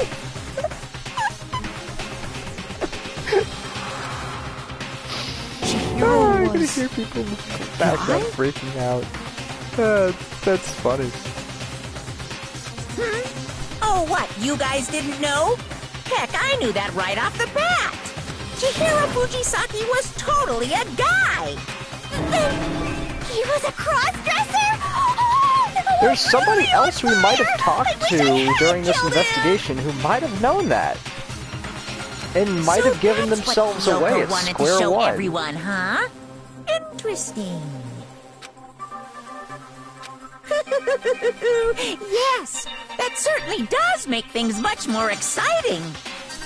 Now let's ride this wave of excitement back to the courtroom and get back to the trial. I do apologize for keeping you waiting. Now then, let's resume the class trial. We've all just learned of the shocking revelation that Chihiro was actually Hi everybody, a boy. welcome to Bird Hut, the worst show on television. Yes, well, I don't know his reason for hiding it, but the fact is, Chihiro was not a girl, but a boy. That never even crossed my mind. And because the victim was male, like he would have had my no thoughts problem are gaining empty and access to I'm the boys' a locker void. room. Controlled by someone on the outside, and I don't understand this. Assuming his handbook did, in fact, list his gender as male, then yes, that would be true. Of course his handbook said he was a boy. He dressed like a girl, but he was a boy through and through. So then, there should be no issue with Makoto's initial assertion. The victim was killed in the boys' locker room, and was then later moved to the girls' locker room. And the killer could have easily used Sayaka or Junko's handbook to get into the girls' locker room. So Chihiro really was killed in the boys' locker room? I still don't understand the motive for moving the body, but yes, that does seem plausible. Well, I must admit, I did find it rather odd. I didn't know either, holy shit. I knew he felt a little off. You know, there was a certain incongruity to his female body. Shut up. This is the most titillating situation! You're a titillating situation. So now everything has been connected. All the mysteries have finally become clear. Okay, well, connected or clear or whatever. We still think you're the killer, remember? Very interesting. This has become very interesting indeed. He's off in his own little world. Right? What about you, Makoto? After everything we've learned, do you still think Byakuya's the killer? Well, without a doubt, Byakuya is the one that made Chihiro's death look like Genocide Jack did it. But I think he might not actually be the killer after all. What? God. But aren't you the one who accused him in the first place? He just seems to be too easygoing about all this. Like he's enjoying us solving the mystery. The way he's acting, it makes it seem like it doesn't have anything to do with him. And you think that might be because it doesn't have anything to do with him? Plus, the evidence he left behind was a little too... how can I put it? Overt. Almost like he's a massive He douchebag. consciously chose to use the extension cord, knowing it could connect him to the murder. At least, that's how I see it. And Byakuya, when you found out the murder took place in the boys' locker room, it seemed to rattle you. And then again when you found out Chihiro was actually a guy. If you really were the killer, that stuff wouldn't have had any effect on you. So that's your thinking, huh? God damn, well, it bothers me that you don't have more concrete reasons, but it's fine. I guess I'll mark it as correct for the time being. Mark it as correct? He's right. I am not the culprit. I just happened to come across the corpse in the girls' locker room and decided to alter it. You are a monster. Are you fucking with us right now?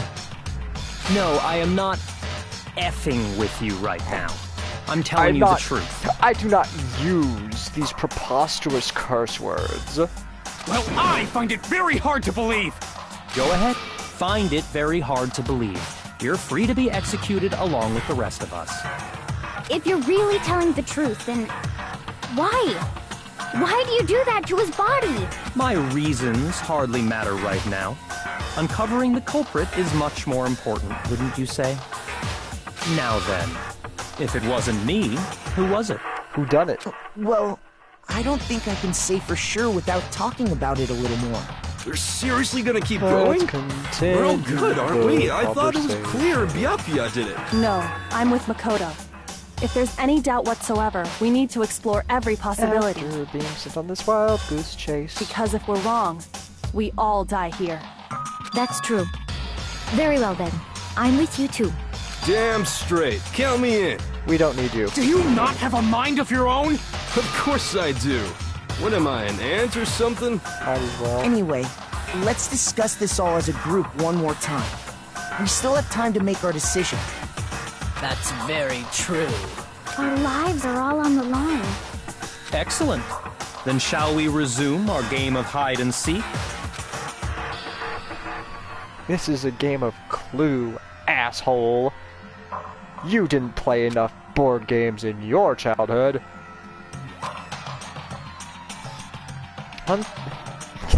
He probably didn't. There's one thing we can be sure that we know about the killer, because it will gain access to the real murder scene, which means... A gun! Since crime scene was the boys' locker room, you would need a boys' handbook to get in. Since the Leon's handbook is apparently broken, the killer would have had to use their own. In other words, it had to have been a guy. But that's still not enough. I need to find some more clues. Make your argument. We're giving Celeste's account for a bullet. Let's see if we can make use of it. Isn't there a single clue that might lead us to who did it? Well, clues are one thing, but... Did nobody get a look at the killer? I'm sure if someone saw the killer, they would have said something by now.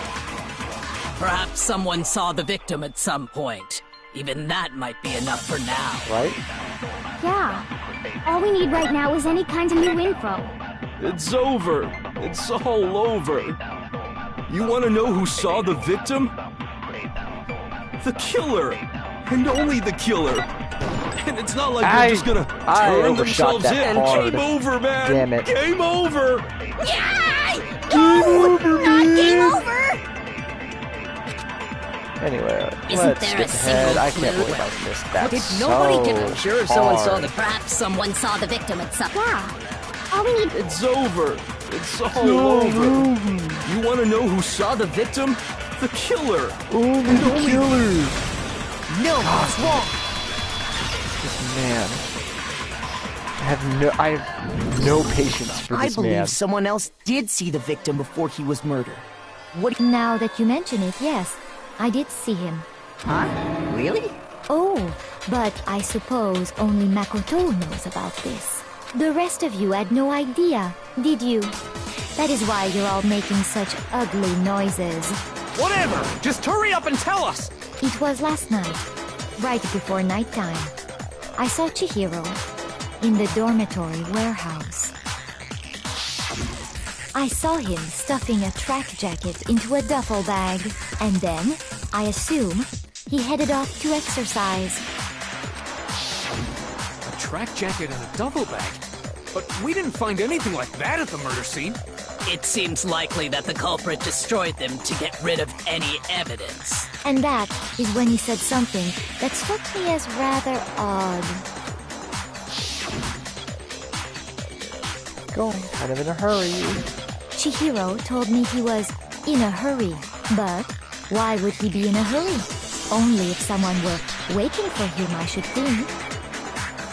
So, Mr. Fujisaki was on his way to meet with someone, and then they were going to work out together?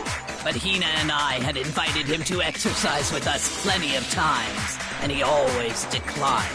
Probably because he was afraid you'd find out the secret he was hiding, right?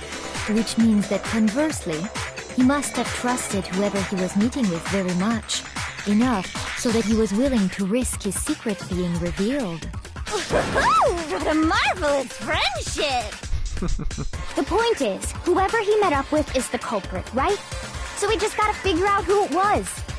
But knowing what we know, I can't even guess. No. You already have what you need to make the connection. Huh? You know who the killer is. Seriously? Who is it? Who's the killer? Think back to the track jacket and duffel bag the killer disposed of. Focus on the details of these items, and it should become obvious who was waiting for him.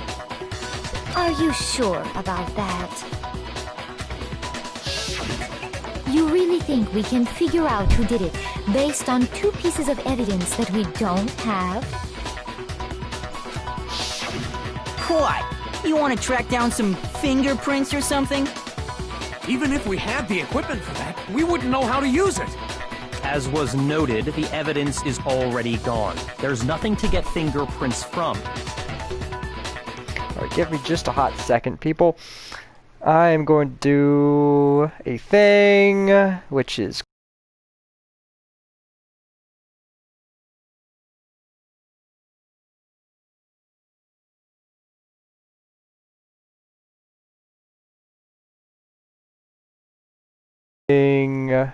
messages.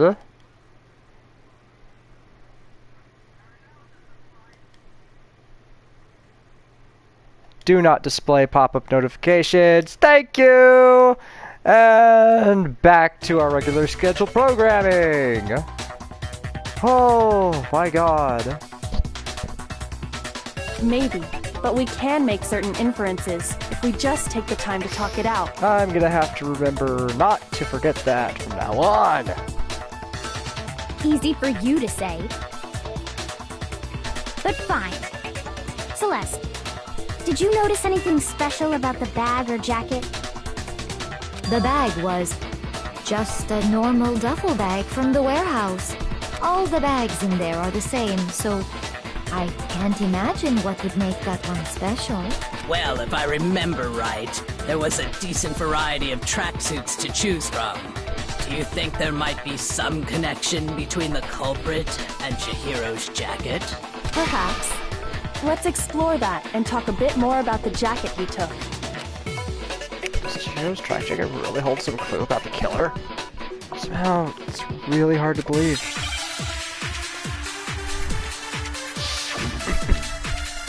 Well then.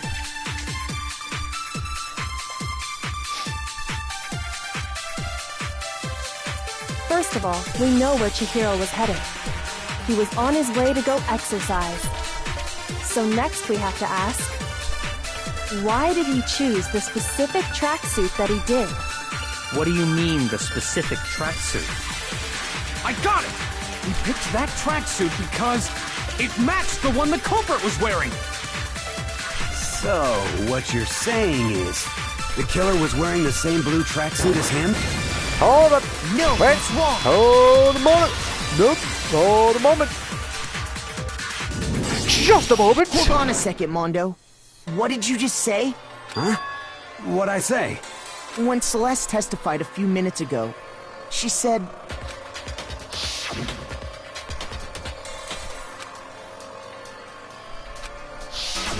She never said anything about the jacket's color.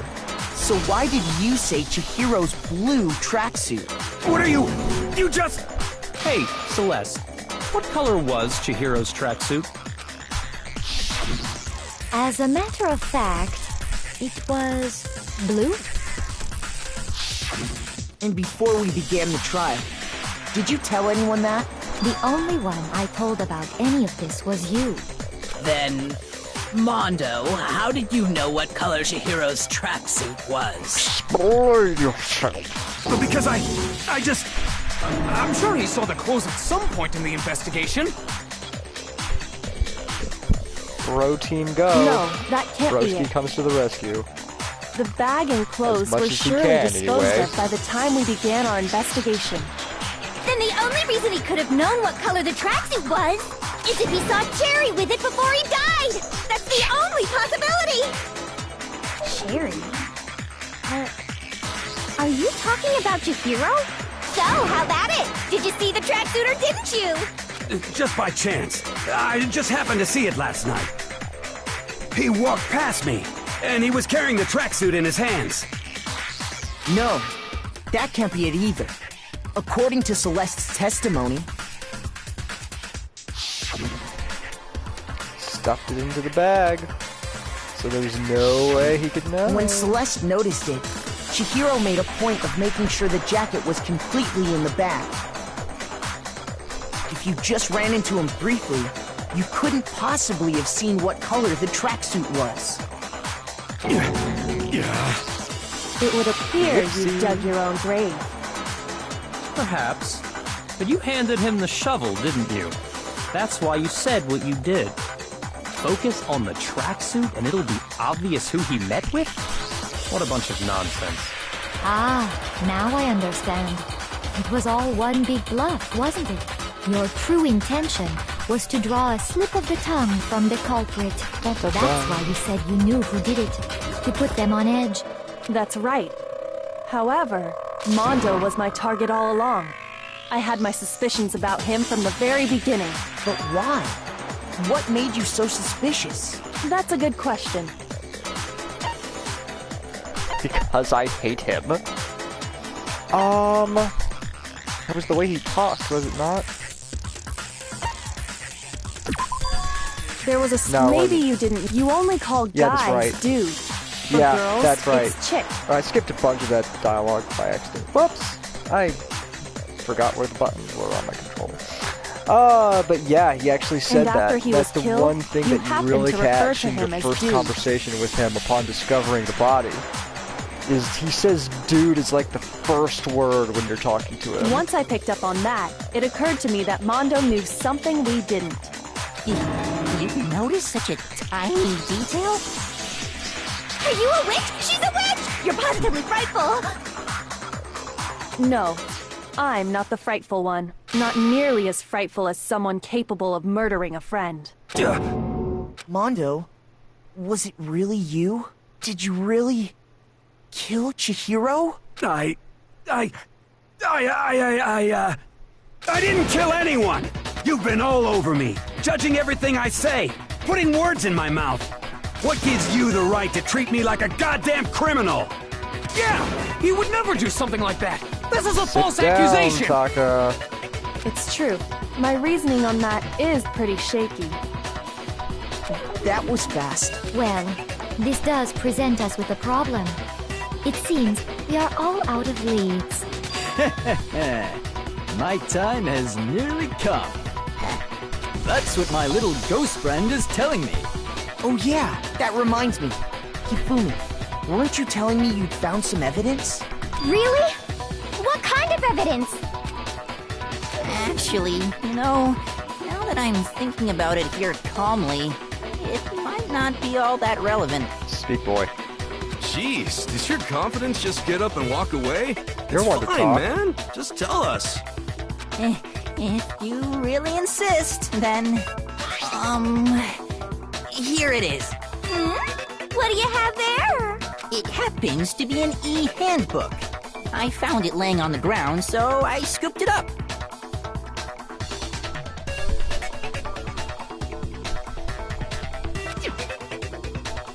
It must belong to...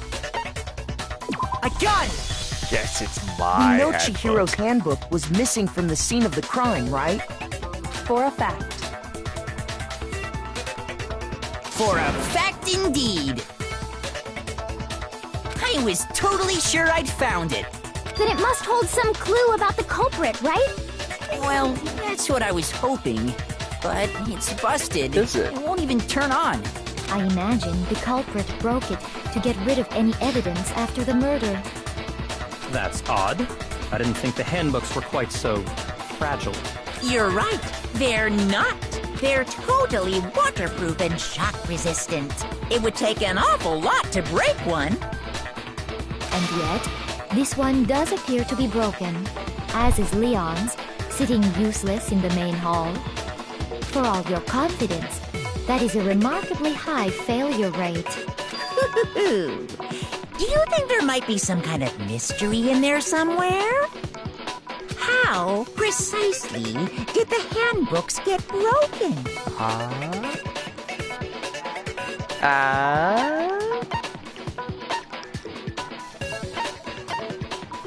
By exploiting... Let's see. So we can't hit it... Was it weak point or bug? I can't fully remember that one. We know it has one. Yeah.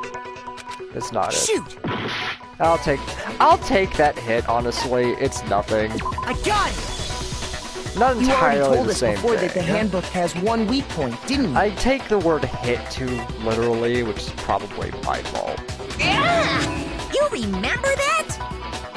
Sure, maybe I let that slip, but I never told anyone what the weak point actually was. But if the handbook is supposed to never break, and two of them broke in quick succession, then we can only assume that someone's figured out its weakness. You know what the weakness is, right, Monokuma? So, what is it? Huh? You're asking me? I think it's a necessary piece of information if you want this to be a fair trial. But if I tell you, and someone else decides to copy it, that would be very not good. Just tell us already. Why would we want to break our own handbooks? Oh well, I have a weakness for pushy demands. But you're sure you won't follow their example? Then allow me to make a special announcement. The weak point of my cutting-edge e-handbook is... when it's exposed to high temperatures for too long, it will suffer a meltdown and totally break! I flippin' knew it! You knew it? Yeah, because I found the handbook laying on the floor of the sauna. Did ya? The temperature in the sauna can reach over 200 degrees. Strange how you don't get burnt, huh? It's because as your sweat evaporates, it creates a cooling layer of air around your skin. If the hot air of the sauna were somehow pushed directly onto your skin, you'd definitely get fried. That layer of air would get blown away. That's why you may feel a burning when you move around. Scary. For like no good reason, like it's information I didn't need to know. So when you're in a sauna, make sure to keep nice and still. Wow, interesting. I learned one new fact today. Sometimes ignorance is bliss. That is a mere trifling speck of knowledge. Anyway, if you found the victim's handbook in the sauna, then the killer must have been purposely trying to raise its temperature in order to break it. Meaning the culprit somehow knew its weakness. But how'd they find out? Monokuma said he didn't tell anyone, right? Indeed. Quite the mystery. What if they found out by accident? Yep. What do you mean by accident? What if the killer took their own handbook into the sauna, not knowing its weakness, and it broke? They'd realize it was broken, of course, and it wouldn't be hard to figure out why. And once they had Chihiro's handbook, they knew they had an easy way to dispose of it. I won't say it's not possible, but who would have done something like that? I don't know of anyone who took their handbook into the sauna. I might know someone who did. Whoa! Seriously? I think the one who may have taken their handbook into the sauna was...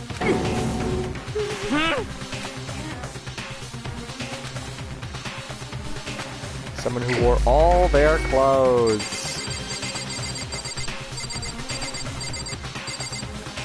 Boink. Here's my answer. Mondo, your handbook got broken in the sauna, didn't it?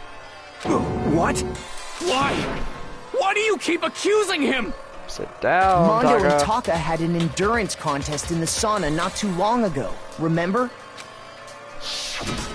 And for the contest, Mondo just so happened to keep his school uniform on. I love this image so much. It's so good. But little did he realize, he'd also left his handbook in one of his uniform pockets. Yeah. Yeah, I kind of figured so. And when it was all over, Mondo discovered that taking your handbook into the sauna could easily destroy it.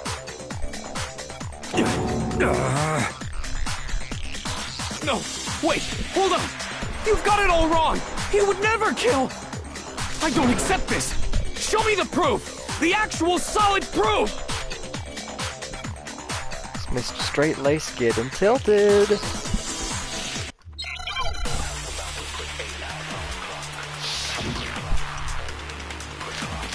Broken handbook, Chihiro's handbook. Let's see. Let's test Makoto's assertion. If what he says is correct, then Mondo, you broke your own handbook. In other words, if Mondo's handbook is actually broken, then that proves that what Makoto said is right. Well, my goddamn handbook works just fine! Does? See? Look! Makoto was wrong after all! Mondo wouldn't hurt a fly! Wouldn't.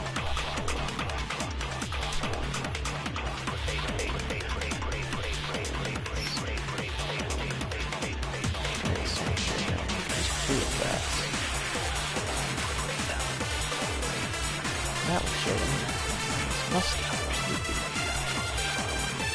Let's test Makoto's if what he says is you broke your own handbook. In other words, if Mondo's hand, then that proves. Well, my goddamn handbook will. No, that's wrong. It is not his law. Mondo, the handbook you have right now, is it really yours? The fuck is that supposed to mean? The broken handbook that was in the main hall, isn't that one actually yours? What the heck are you talking about? What I mean is, I think Mondo swapped his handbook out for one that actually works. I think he took Leon's handbook and replaced it with his own. After all, Monokuma said himself that Leon's handbook never should have broken. That's right! The punishment it suffered wasn't nearly enough to destroy it.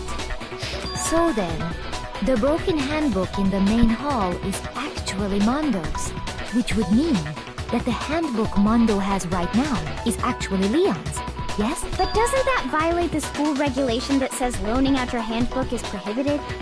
Well, here's how I look at it. There is a rule about loaning your handbook to another student, but if they're dead, they're not a student. It's kind of a gray area, I admit. But no worries. If anything, it just makes things more interesting.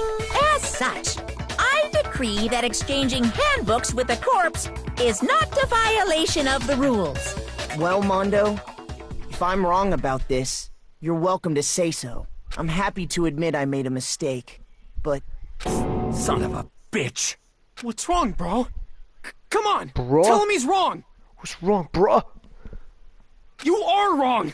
You have to be wrong! Everything you just said is wrong! You made it all up! Okay, then why don't we look back on this case one more time, from the beginning? That way, everything will become clear, and we'll all see if I was right or wrong. Here we go, it's time to make a comic book! Let's see here. Should be here.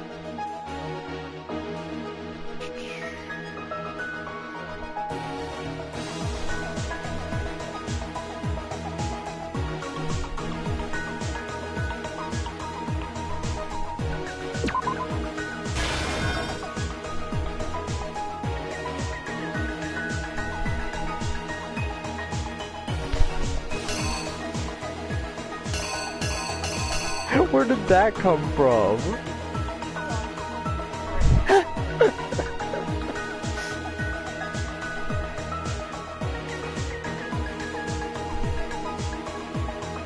Let's see here. If I go back a little bit. Pump. Ah!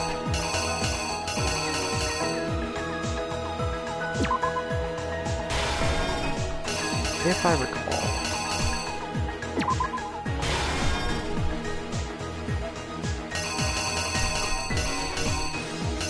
Unless... yeah.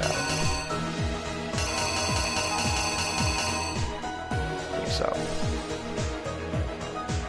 Hold on. Wait a minute.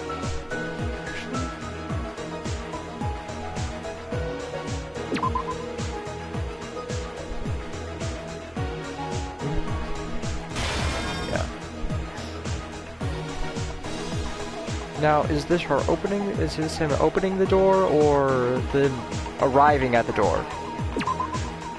Let's see. I think it is. I can never remember. This one tripped me up a little bit. Yeah. So, need that. Then there's this, which... Oh shit, was that a red herring then? It's not, is it? Yeah.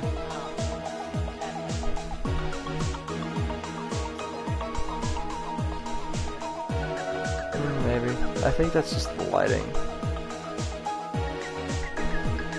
Unless you're talking about this one specifically. I'm not worried about that one. I think that one's a red herring. Yeah. There's the difference. Yes. With the sleeve on.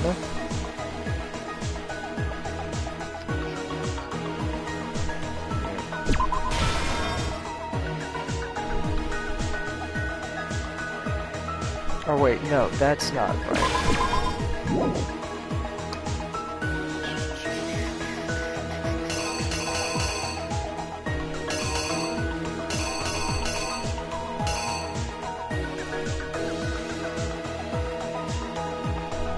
So let's see here.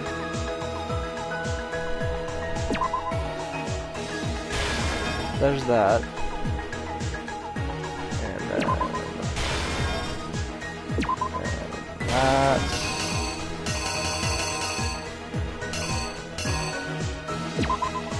That. Unless...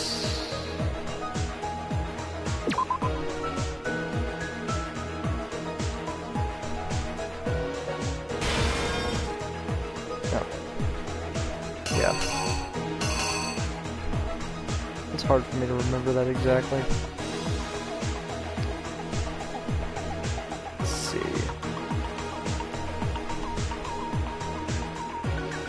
Bug fucking shit face. I think.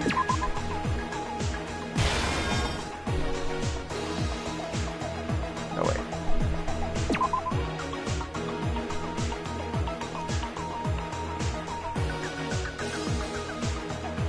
That's right. It's showing that he went to the sauna. And then this? Yeah, it's the bathhouse. And then that door over there is where the sauna is. So... Then we got these two images.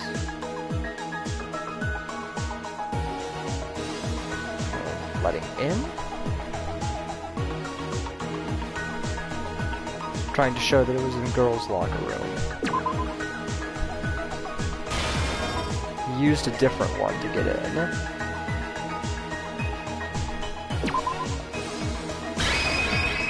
Managed to get in there. Is there an image that shows him putting the thing up? Because I probably haven't put that in yet.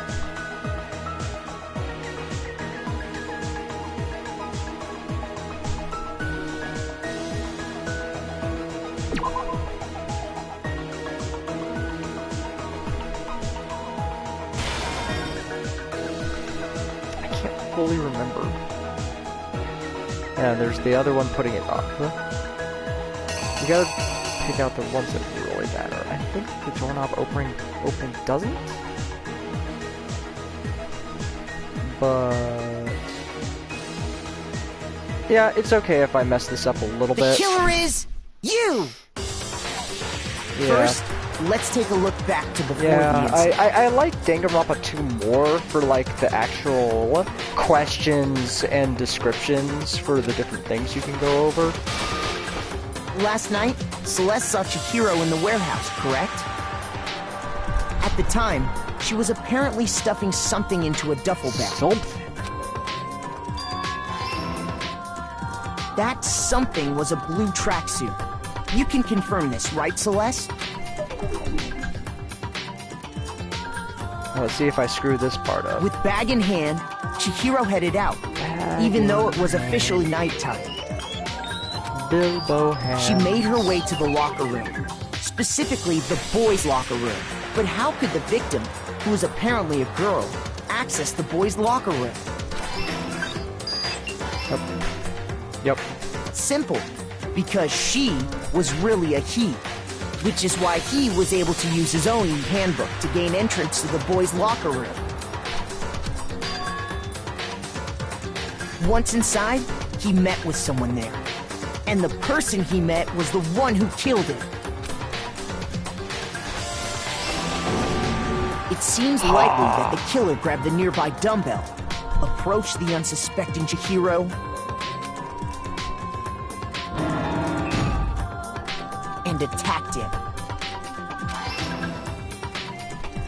And that's where the bloodstains on the poster and carpeting in the boys' locker room came from.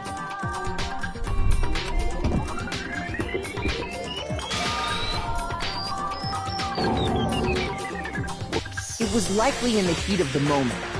The body was arranged, but the murder itself felt unplanned.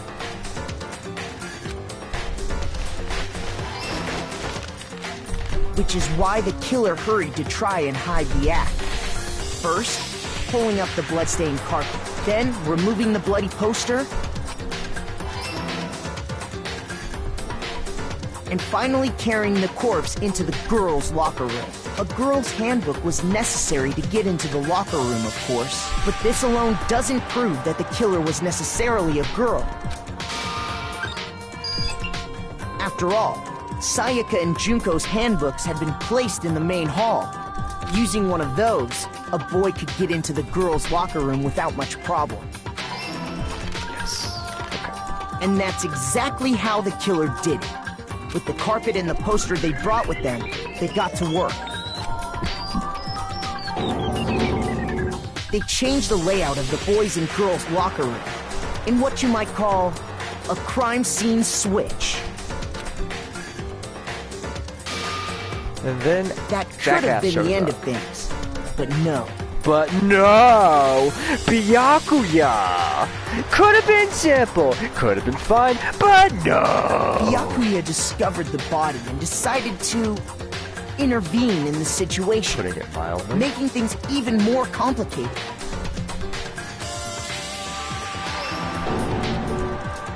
So, after stumbling on the crime scene, he went and grabbed the extension cord from the library, and then he got to work. He used the cord to string up Chihiro's lifeless body. Very rude, even like tightly wrapping it around then, his neck. Using the victim's own blood, he left a grisly message there at the scene of the crime. He wanted to create the illusion that Genocide Jack was responsible for the slaughter. Meanwhile, and around the same time that Byakuya was putting together this facade, the killer, having already disposed of Chihiro's bag and other belongings, arrived at the sauna. There, they planned to destroy the last piece leave of that evidence, part open-ended, Chihiro's handbook.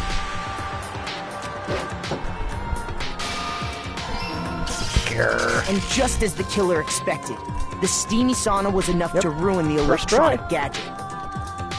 Somehow, the killer knew that the handbook couldn't stand up to the heat of the sauna. Yep.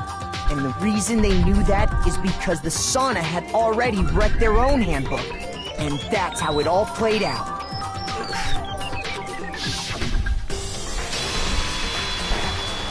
Why, Isn't Josuke? that right, Mondo Owada?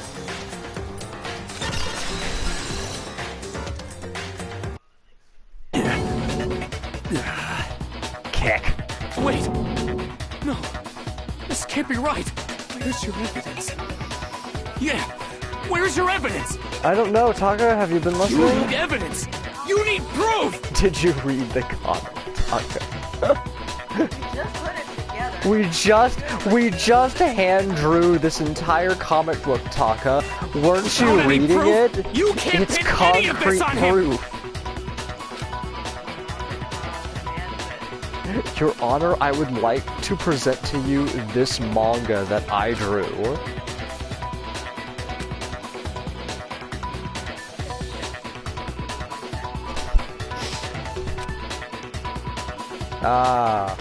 This. Fever Time and Nega Time. What about Taco? Yep. I'm gonna try to not use it.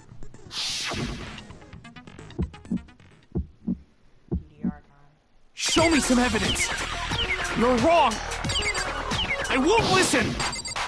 I refute you! False! Show me some evidence! I won't listen! False! I refuse to vote! Show me some evidence! You're wrong! I won't listen! I refute you! False! Show me some evidence! Show me some evidence! This should prove it! Bang. Let's get somebody. If my thinking so far is right... He really does care about Mondo, and I appreciate that. Mondo must have replaced his broken handbook with Leon's. In which case, we can just check each of our handbooks right now. Once we do that, we'll... We don't gotta do that. There's my boy. Huh? Yeah. Yeah. I did it. I killed him.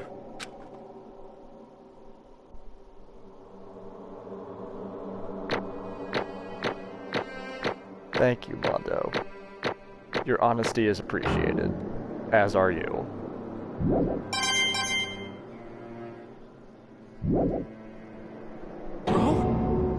Bro? What are you saying? I got no choice, man. After hearing all that, I gotta just... give up. Go ahead, Monokuma. Get it over with. Ask for the goddamn verdict. Roger that!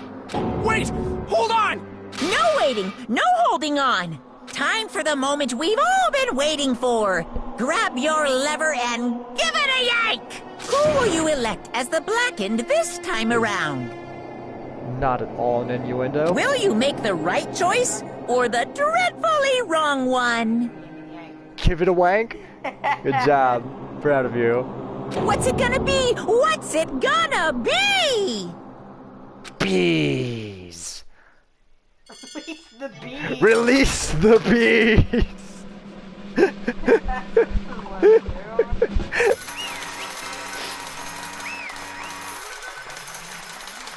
The verdict is death by bees. Wouldn't that suck? That'd be awful. What? That's pretty bad though. Mm-hmm. There's a reason I gave this particular stream the name I gave it. I named it Trigger Happy Buttery Goodness.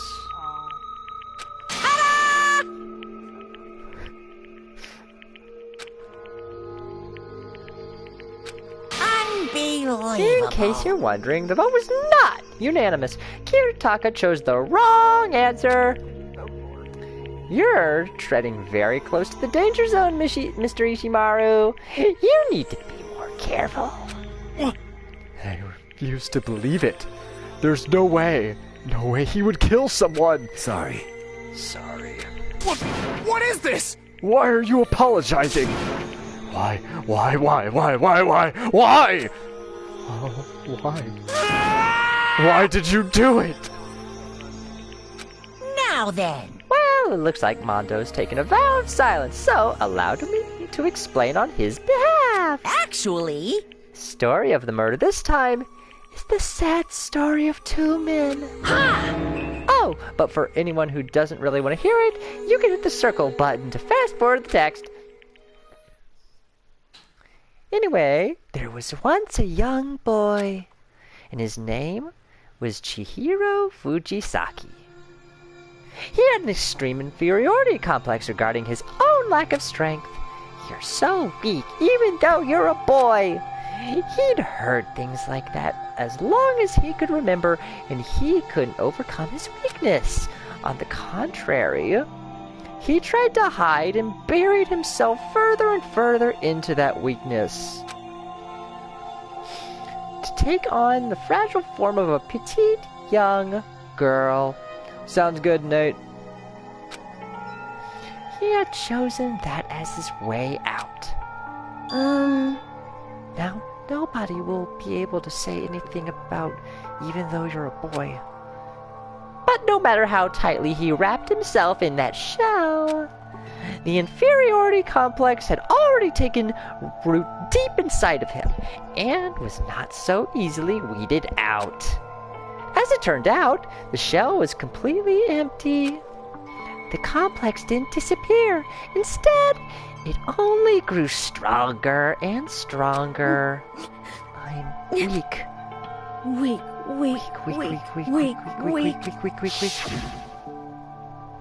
Once the killing game had begun here at the school, he had no choice but to accept this fact. After all, this world is survival of the fittest. If you're not strong, you don't survive. And then the lovely and hateful Monokuma announced the revealing of the embarrassing secrets. Which of course included Chihiro's embarrassing secret, which I was more than willing to divulge. Even though he dresses like a girl, Chihiro is actually a boy. Hey, And that was something Chihiro couldn't let anyone find out, no matter the cost. If that was revealed, it would be the end. The hardened shell would crack, the armor would fall away.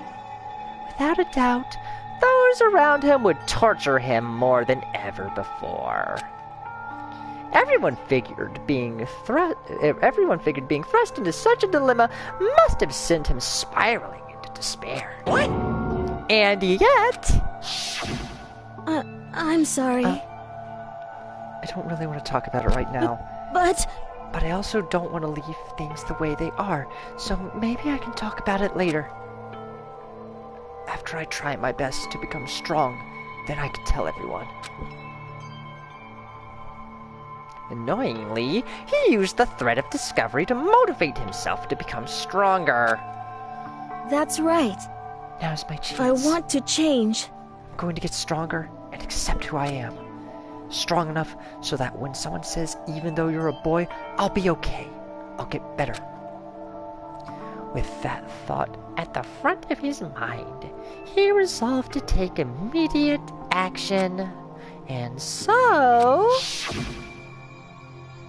that day, he made the commitment to begin exercising. He was prepared to retrain his mind and body.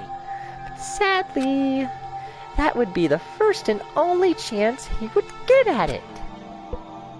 Hey, When he decided to start exercising, he thought it would be good to ask for someone's help. But he wanted to tell that person his secret first, and then ask them to help him from there. And the person he went to... Yeah, that's right. It was me. Yep, sure was!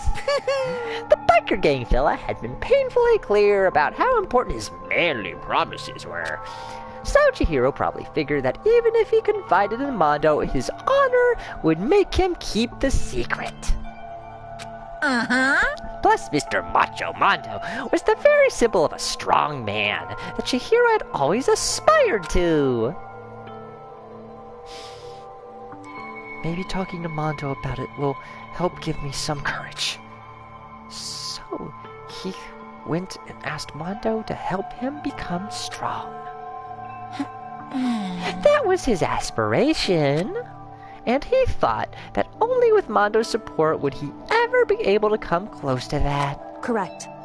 So then, that must be why Mondo did what he did, to keep the promise he'd made to Chihiro. Huh? Did what he did? You mean that's why Mondo carried Chihiro from the boys' locker room into the girls' locker room? Indeed. Yes, that's exactly what I mean. Wasn't that to cover up what he'd done? Certainly. That could have been part of it, but I don't think it was the main reason. The real purpose was to keep the promise between men he'd made to Chihiro. But How does moving the body keep his secret? Because if everyone knew he'd been killing in the boys' locker room, then everyone would have been arguing about how she got into the boys' locker room, right? Once that started up, at least a few of us would have immediately begun to suspect his identity. So, he tried to protect Chihiro's secret by putting him in the girls' locker room and stealing his handbook. See? Then, Mondo did all that to keep the promise he'd made to Chihiro, who he'd also killed? Why would he do that? The more I hear you talk, the more I don't understand. I mean, you guys trusted each other, right? So why? Why did you... Because, no matter what, I didn't want anyone to know. I knew it. So that's what triggered it after all. The possibility of having your embarrassing memories and secrets exposed. What is this? That's impossible. Nothing could have been that bad. Something he didn't want anyone to know, even if it meant killing someone? You're wrong! It's impossible. Don't make me repeat myself. How many times must I repeat myself? To judge others by your own standards is the height of folly. Even if you can't comprehend it, he obviously can. That's all there is to it. Well, while we're on the subject, why don't I tell you? That embarrassing memory, that secret he didn't want anyone to know. Hey, You know what Mondo did? He killed his own brother.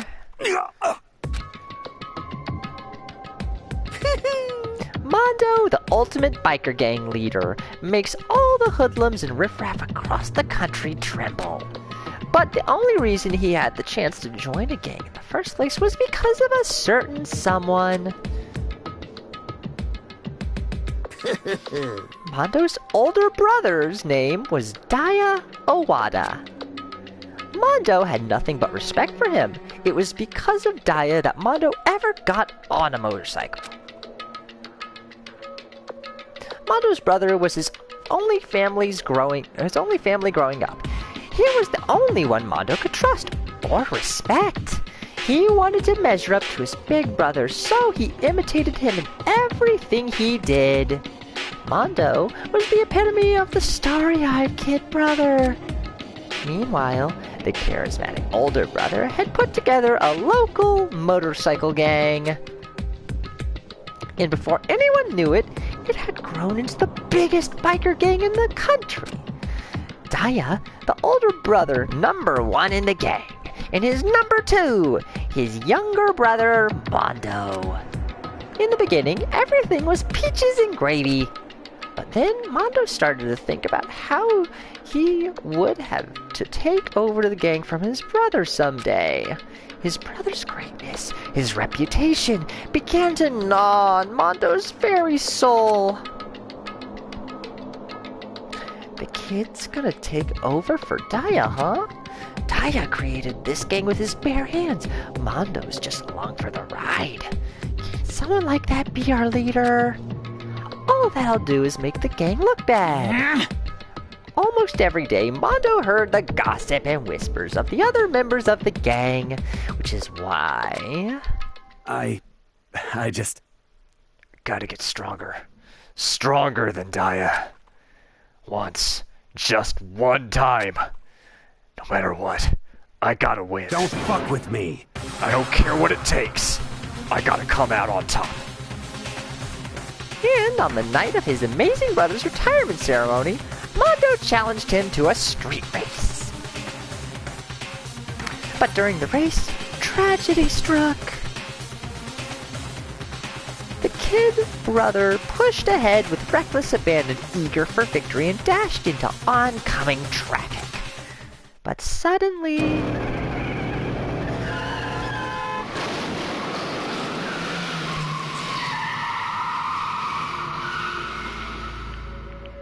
laying in his kid brother's arms, the older brother delivered his final words.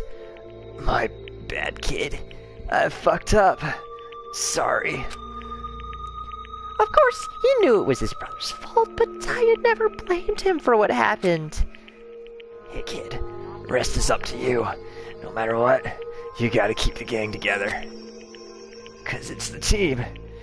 You and me put together. It's a promise between men.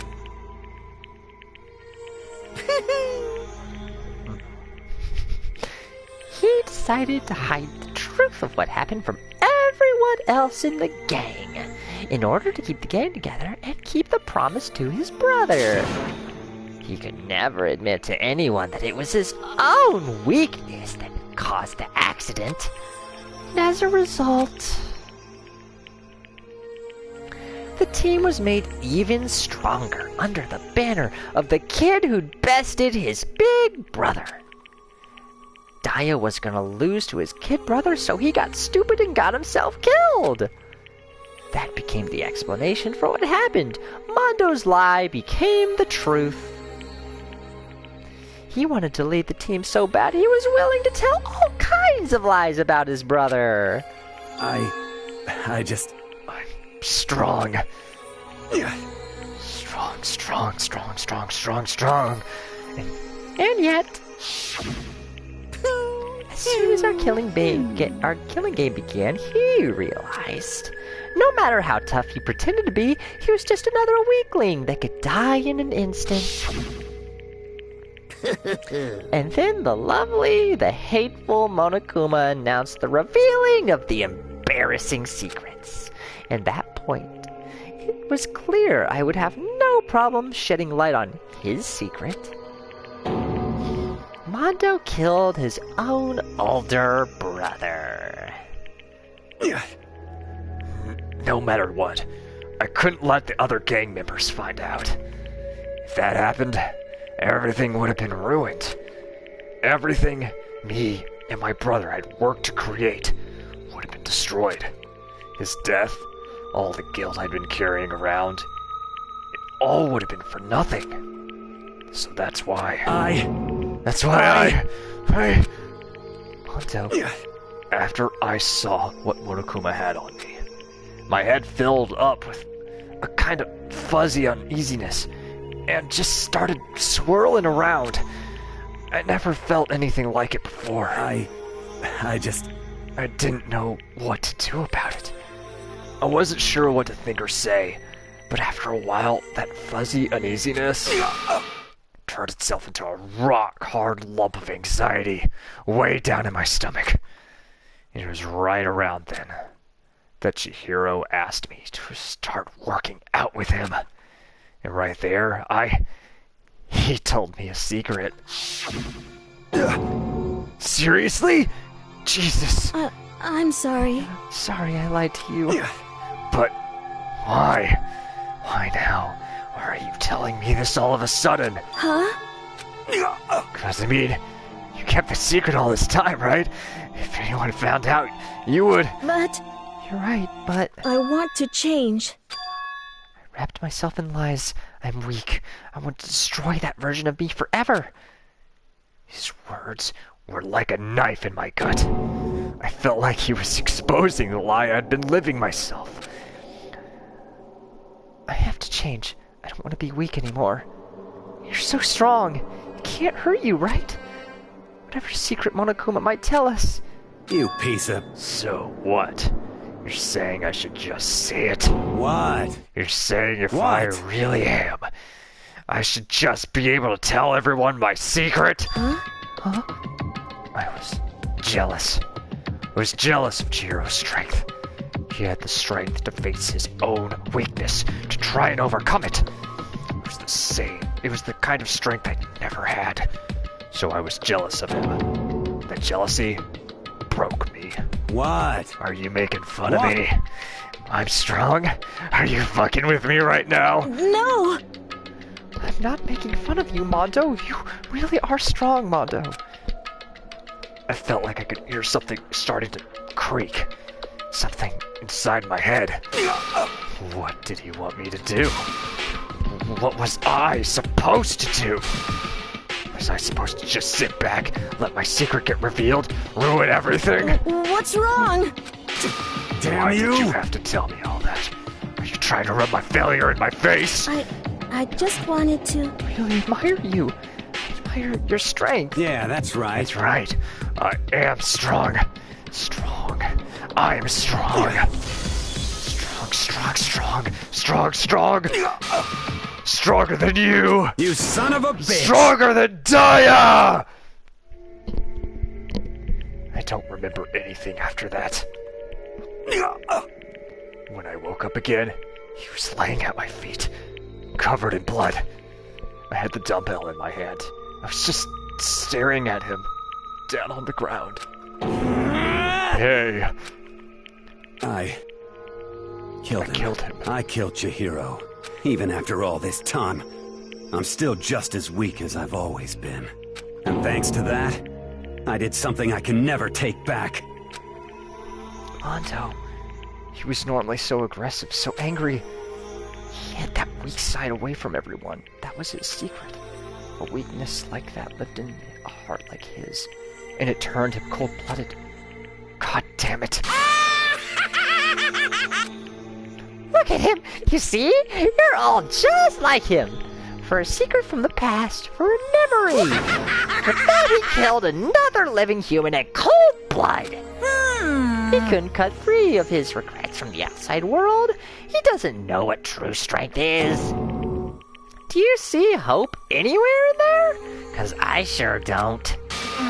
You bastard! Just shut up, you son of a bitch! Go ahead, say that again, I dare you! Yep. Okay, I'll say it as many times as I want. It's what I want to say, but... unfortunately, I can't do that right now because the time for punishing is fast approaching. Punishing? It can't be. You mean execution? Well now, That's what I promised you, right? now. The blacken that disturbs the peace will be punished. Ridiculous. Hold on. Now then, I've prepared a very special punishment. For Mondo Owada, the ultimate biker gang leader. Wait. Let's give it everything we've got. It's punishment time!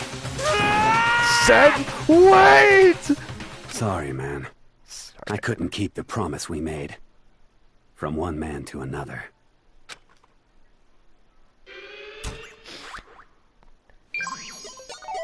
See ya, Mondo.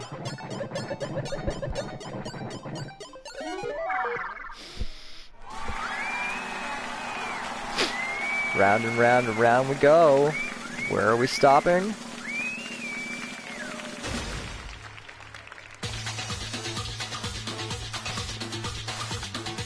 Welcome.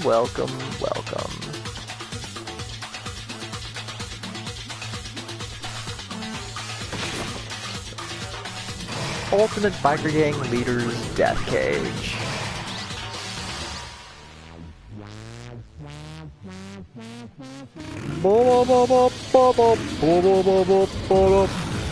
Yeah, I know it is, Ben. But I do recommend, it's not violent. But I recommend, sticking around at least to a point where you understand why I named the stream what I did this time.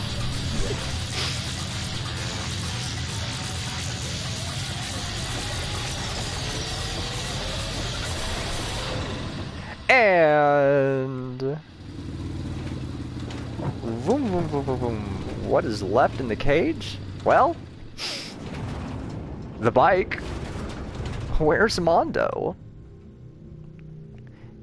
He just vanished. Unless...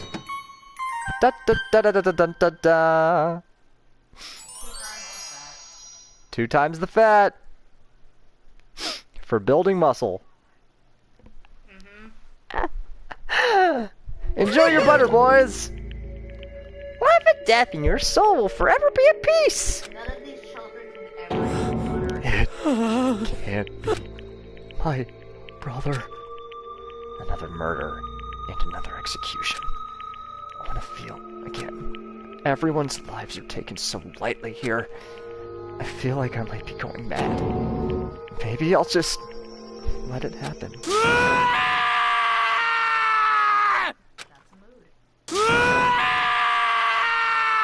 And there he goes. As Taka's sad screams invaded our skulls, we were each forced to realize, once again, but What a disappointment. This is the end of the game. Byakuya? What is this? You're completely insane, you know that. A game? One of our friends is dead. Do you realize that? Naturally. Of course I do. Because this game is life or death. Hey. I don't have anything to say to you. I don't have a response except that. However... I just don't understand why. Why did you go out of your way to disguise Mondo's crime? What? Why? Isn't it obvious? Because it made things more interesting. His voice was calm, emotionless, like the voice of death. It chilled me to the bone. Last night, when the murder took place, I was in the library, as usual. Honestly. So you ignored the nighttime rule too? That will never matter to me. I don't recall agreeing to it. There is nothing to be done. Well, I don't particularly care. Please continue.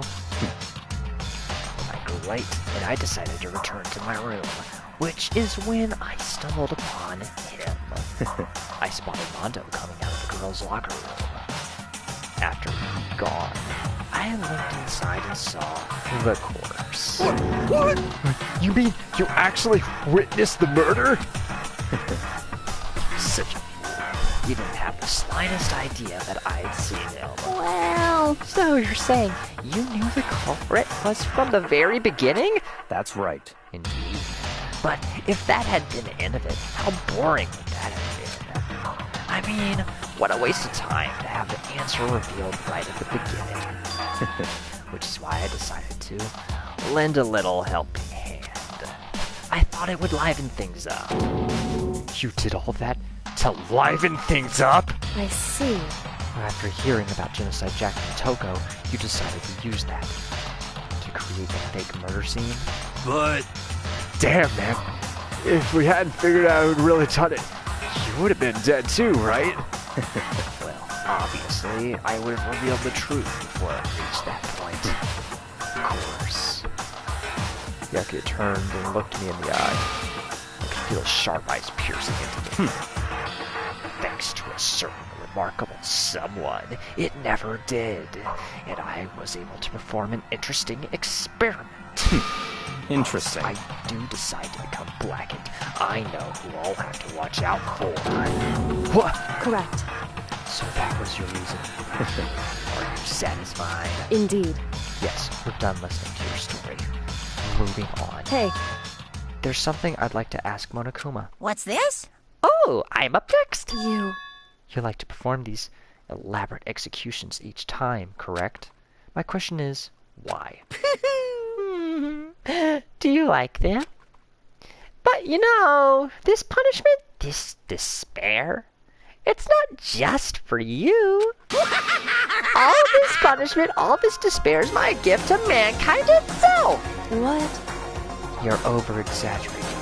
I am not over-exaggerating.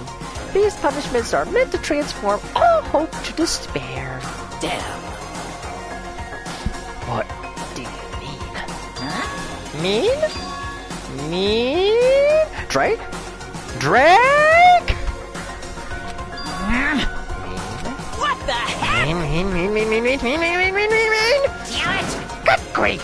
I don't understand why you have to pick apart every little stupid thing. It doesn't matter. In the end, I'm going to stand alone as the victor, and then everything will be revealed to me. Ooh, the noble son of a noble family. Truly, you understand me. I think this is the start of a terrifying friendship. That's enough. Shut up. I would never stoop to the level of a childish criminal like you. Just say this. After I have achieved complete victory, you're up next. I'm going to find you and kill you. Understand? In the name of my family. Of the Togami family, for which victory is a foregone conclusion. You're getting all riled up! So cool! It's like you're the main character of a video game or something. No trash mob for you! I swear whatever it takes, I will kill you. Tipper tipper! Sounds like someone needs a nap!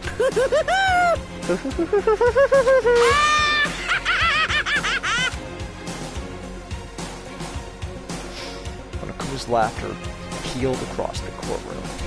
and the curtain closed on the case of Chihiro and Mondo. But I knew that wasn't the end. The killing game would still continue, because the mastermind wouldn't let it end. For those of us who are still alive, our worst fears and despair kept on multiplying. It was the kind of despair that felt like a blind puppy in hell, and had more of a future than us. All of our courage, our effort, our friendship, it felt like it amounted to nothing at all. It was the worst kind of despair. Well, anyway, like I was saying, this is a pretty good spot. Yeah, a really good spot. Anyway, isn't it amazing how that girl went and killed someone before things even had a chance to get boring? Once things really get moving, it'll be like a roller coaster. There won't be any stopping it. Fear and despair charge forward at a speed nothing can hope to match. But I must admit, I'm disappointed. I went to all the pain and effort of making you part of the group, and you couldn't play your part. You do remember you were supposed to make the first move, right? Well, no biggie. Nothing we can do about it now, so just do your best to make things more exciting from now on, okay? After all, that's what everyone wants to see. As long as you don't want to know my measurements, fire away! 16th high school student, Ooh, my, you really took me by surprise there. I know I said you could ask anything, but... Super denied, ultra denied, demonic denied! Because you see, that's my ace in the hole. And nobody'd be dumb enough to reveal that, right? No matter how close they were to their friends.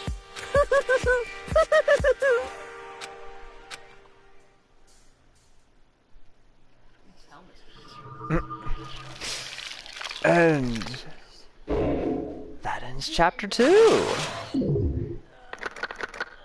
All that remains are 10 members. To be continued. And I get the crazy diamond present, Mondo's jacket. And with that, we're going to go ahead and save our data.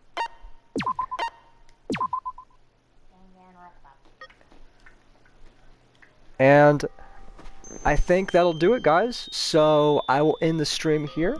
And in the next 2 weeks, I will I'll bring up a new part and start a new stream. So I hope to catch you all then.